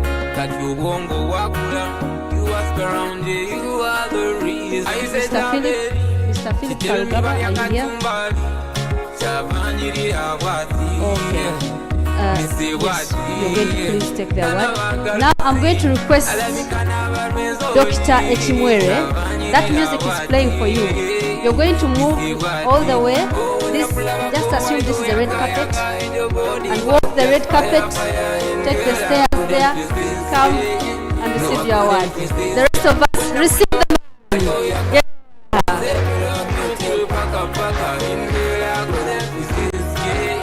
There. Steps over winner, congratulations. You may proceed to take your award. Dr. Gerard Walulia, you're going to read the next citation. Wonderful. Congratulations on your well-deserved achievement. Take a handshake from the rest of the people before you step away. You don't know, but it kills me inside. The way you sit on that border, and you're holding a stranger. You don't know. I said, David. Tell me why you got somebody.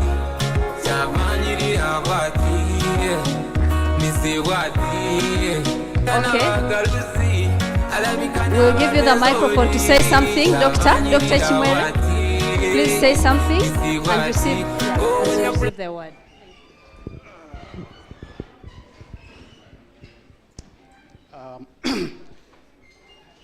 What can I say? See, my journey through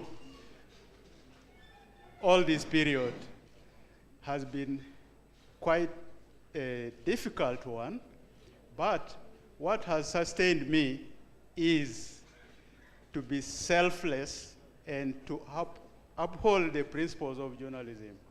You know, some of the most difficult times were actually, working with my editors.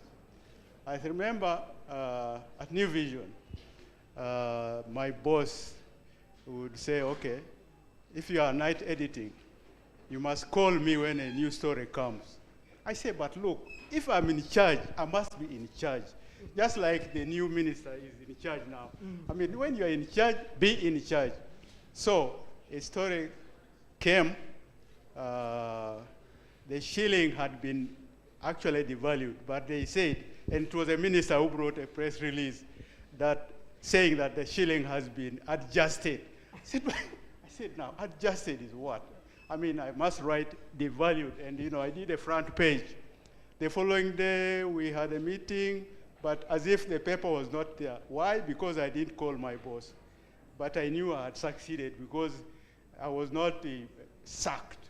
But that has its own implication because I may not have been promoted because of that attitude, but I was doing journalism. I think what also makes me very happy is the many souls and minds of young men and young women I have mentored. I feel very, very comfortable when I see the young men and women, writing, when I see them discussing. I feel very honored. So the rest of us should follow the same path. Journalism is not about freebies. I remember I was in the newsroom again, night editing. Some huge person, they called me from production department that, oh, there is a story. When I went to the reception, I found somebody wearing, who wears a purple cassock, a bishop. He had brought a press release, but underneath the press release, there was a khaki envelope. So I said, okay, our reporters have gone. You come tomorrow morning so that I assign you a reporter. You see, that already, indicated, that is not me. Yeah, I've never taken any freebie. I've never taken any bribe in my life. Thank you. Thank you so much. Yes. All right, for the next award, I've been told, yes, the keynote speaker is back. Thank you so much. And I've been told the photo is so gender insensitive. So Joanna Nakabito, please join as we call upon the next awardee. And Angela from UNESCO. Yes. Oh. Gerard, please, will you read the next citation?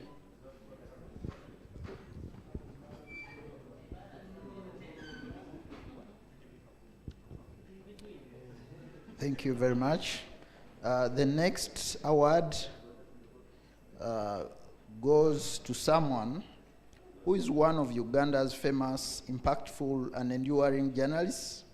His journey and contribution to Uganda's journalism dates back to the independence activism newspaper, Sekanyolya, where he made his first stint in 1965 as a trainee reporter, whom you'd call in today's language an intern of sorts. He would, in the intervening years, work with some of the newspapers this generation only reads about in history, including Ugandagas, The People, Muno, Ngabo, The Star, Marketplace, and Ngoma,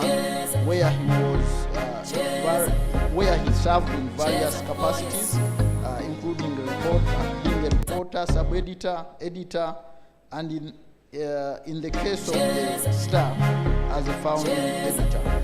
In 2015, he celebrated 50 uninterrupted years as a journalist of impact. In these 50 years, he witnessed and reported on some of the most volatile events of Uganda's post-independence journey. Inevitably, he paid the price for his principled journalism with several stints in detention without trial during Obote II regime and earlier during Amini's regime. facing the wrath of the dictator when he failed to publish photos of the president's function in Lila because there were no plates and blocks. These were things used to print, for the printing press.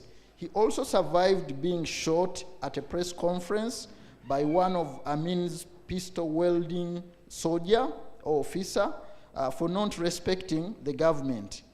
In many ways, he is perhaps one of Uganda's first multimedia journalists, having weaned himself off print quite early and seamlessly transitioned into broadcast.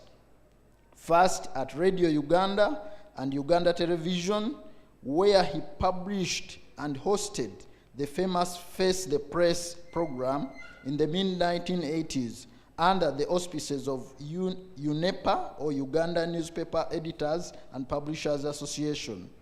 Later, as a full broadcast journalist at WBS TV, he produced and presented several iconic shows or programs that included a weekly historical documentary, Mutesa ne Uganda, which is a 106 episodes program, a traffic and road safety show, which also was short-lived, Tula Tuogere, which aired over 200 weekly episodes between 2000 and 2006, and by far his most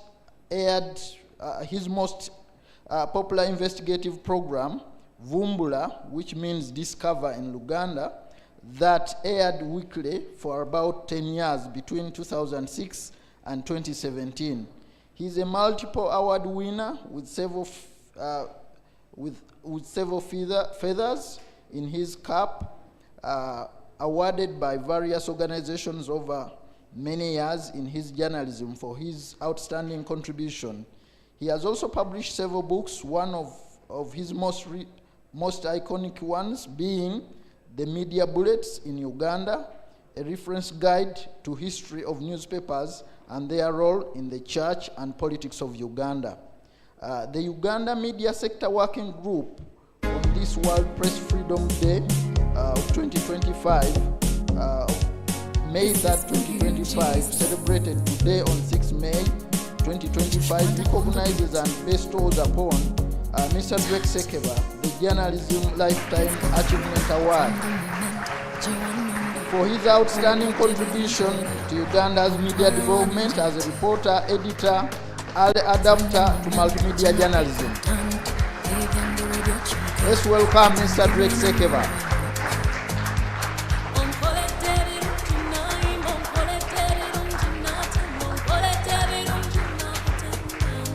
Let's continue the clap as he moves to the podium. You can walk.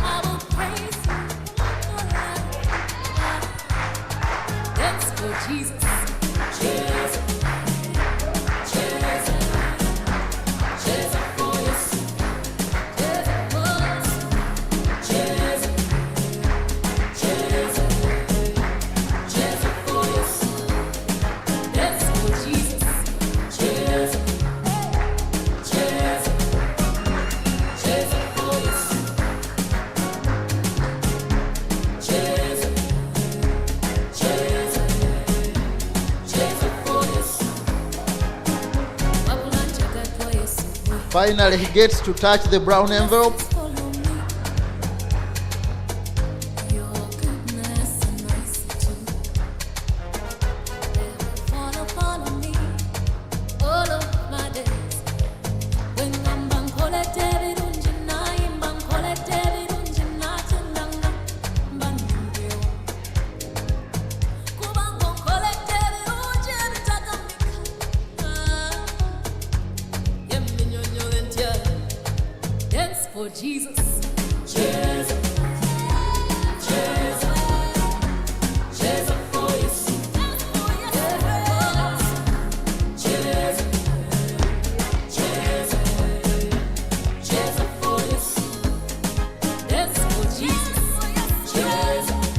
Oh, what can I say?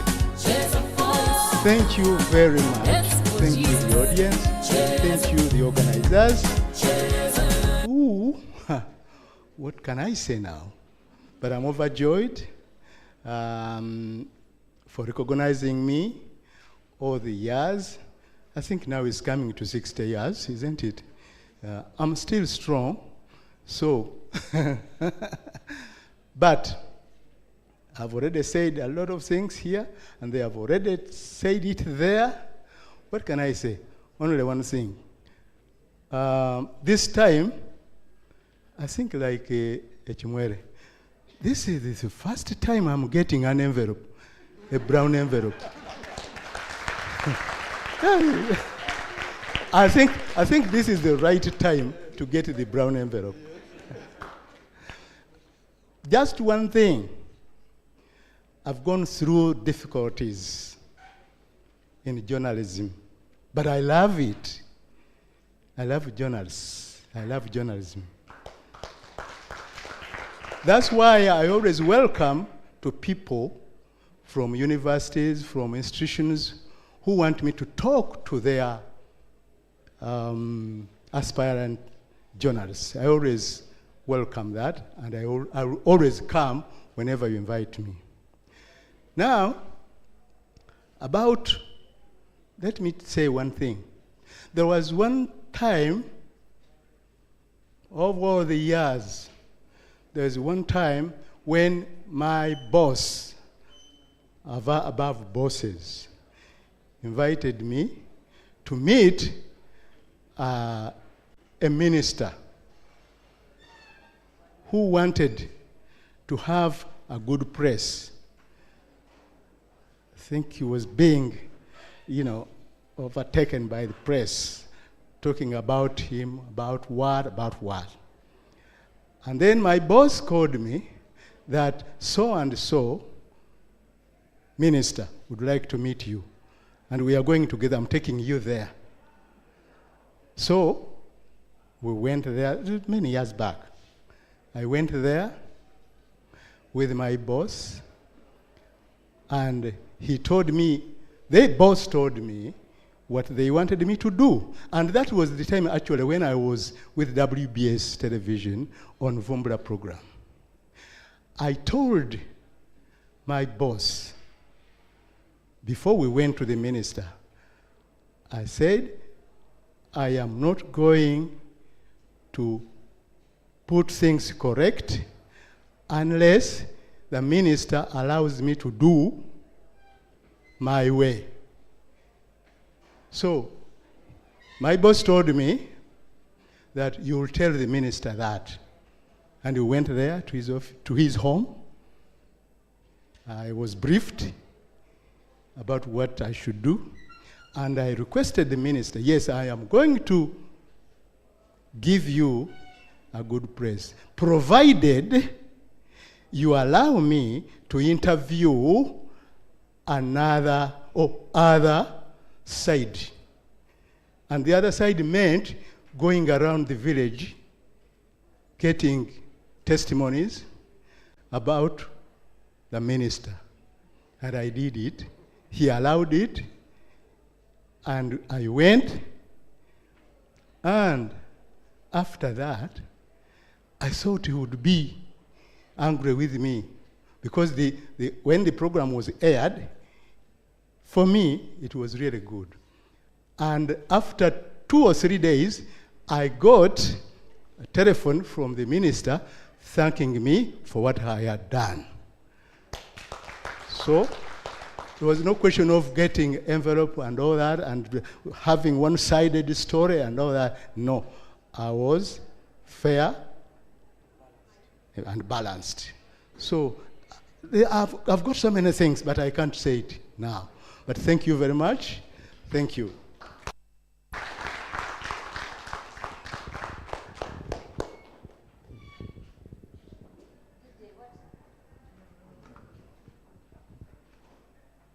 Did the music stop? Okay, we have one more award, and I'm going to call upon Jana Juang from the Media Sector Working Group, who was a lead judge at the inter-university debate, to mention the details of this award. Jan, very quickly. Please do not leave. There's a group that has been asked to stay behind for training workshops. Do not leave. Those who are going to be trained on online security, after your lunch, you will head to the smart room in the College of Humanities and Social Sciences. Those who are training on misinformation and fact-checking, you will head to the Humanities Resource Center, also in CHUS. And the ones on physical security, please stay behind in this very room. Thank you.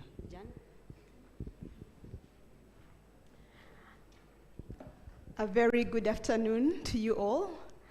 And I've just been impressed by the awards, and I was just reflecting on what we did a few days ago at the Media Challenge Initiative, where we had an inter-university debate.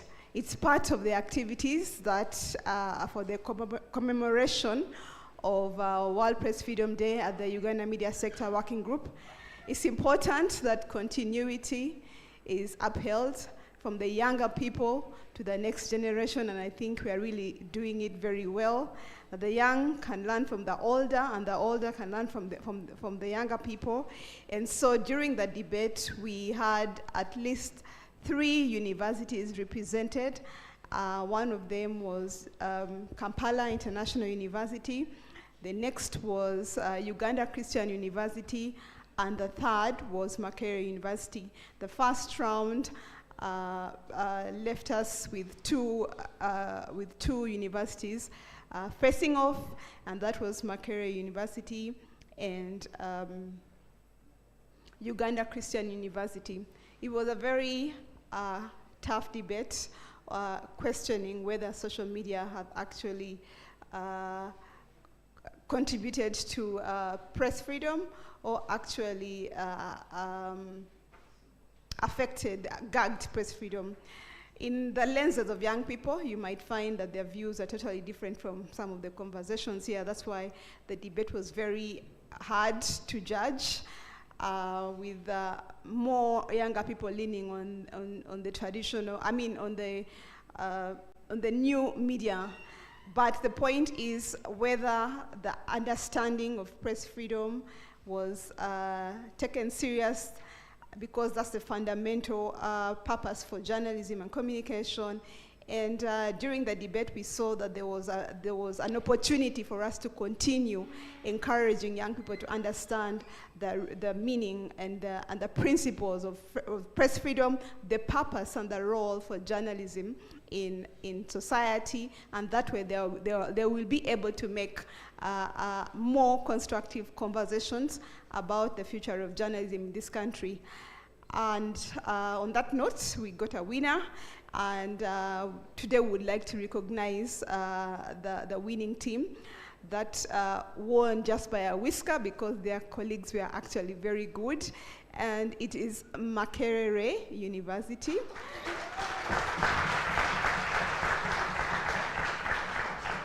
And we would like to call, if some of the debaters were here, could they come and join other representatives from the department?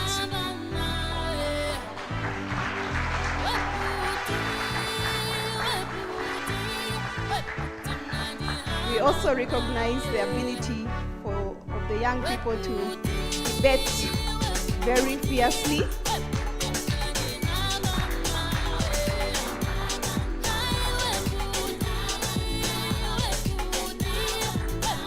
And we would invite a representative from the Department of Journalism and Mass Communication. Yes, please. Yeah, equally received.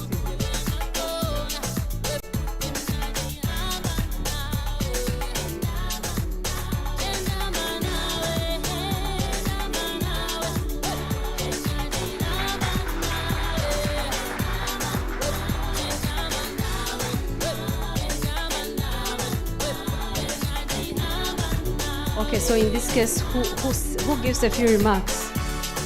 The young people. The young people can speak. Okay, the young people. Keep it brief, and congratulations.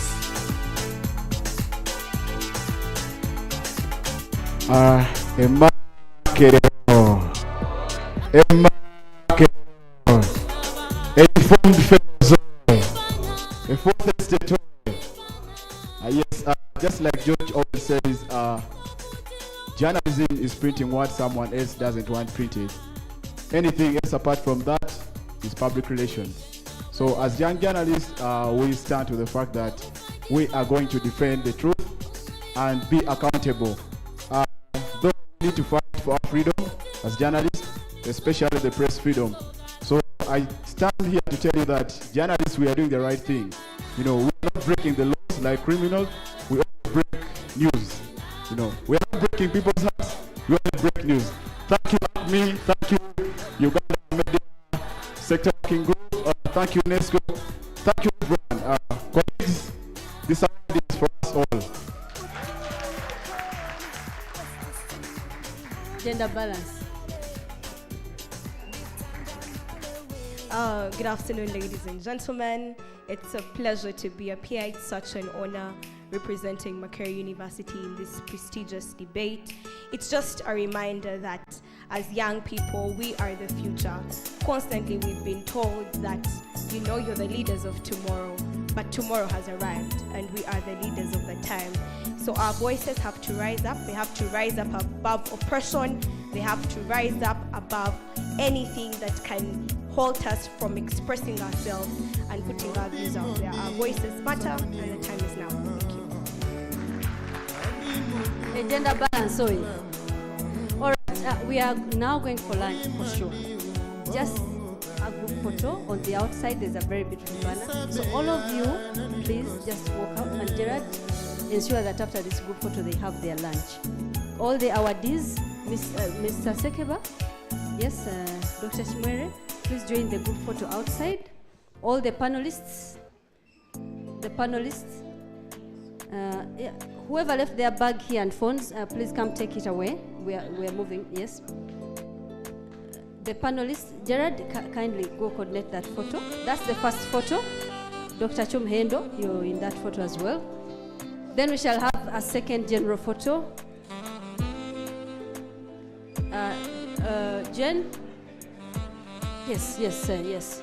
Everyone from the Uganda Media Sector Working Group, we will need you in that group photo for the record.